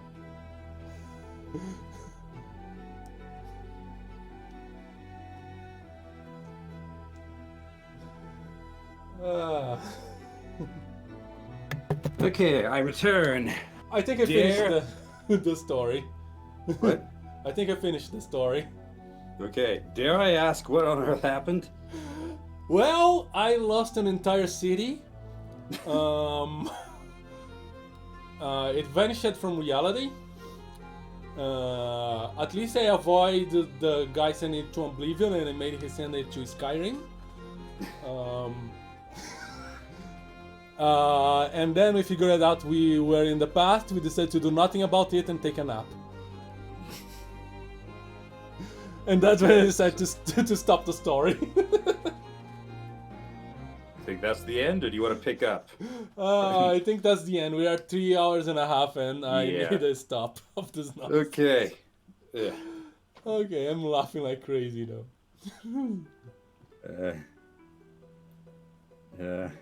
I managed to miss with my ultimate laser machine gun of doom. Okay. Well, that was an experience.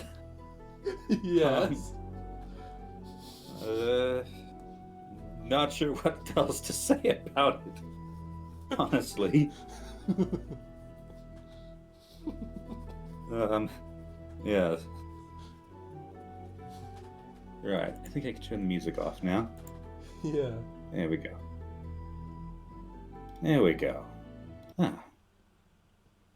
Yes, the quiet helps. The quiet helps. Oh well. Okay. So, yes, that was certainly something. So, upcoming things on the schedule. Tomorrow I will be doing more black and white. I will probably be finishing it up tomorrow. I think I can manage that.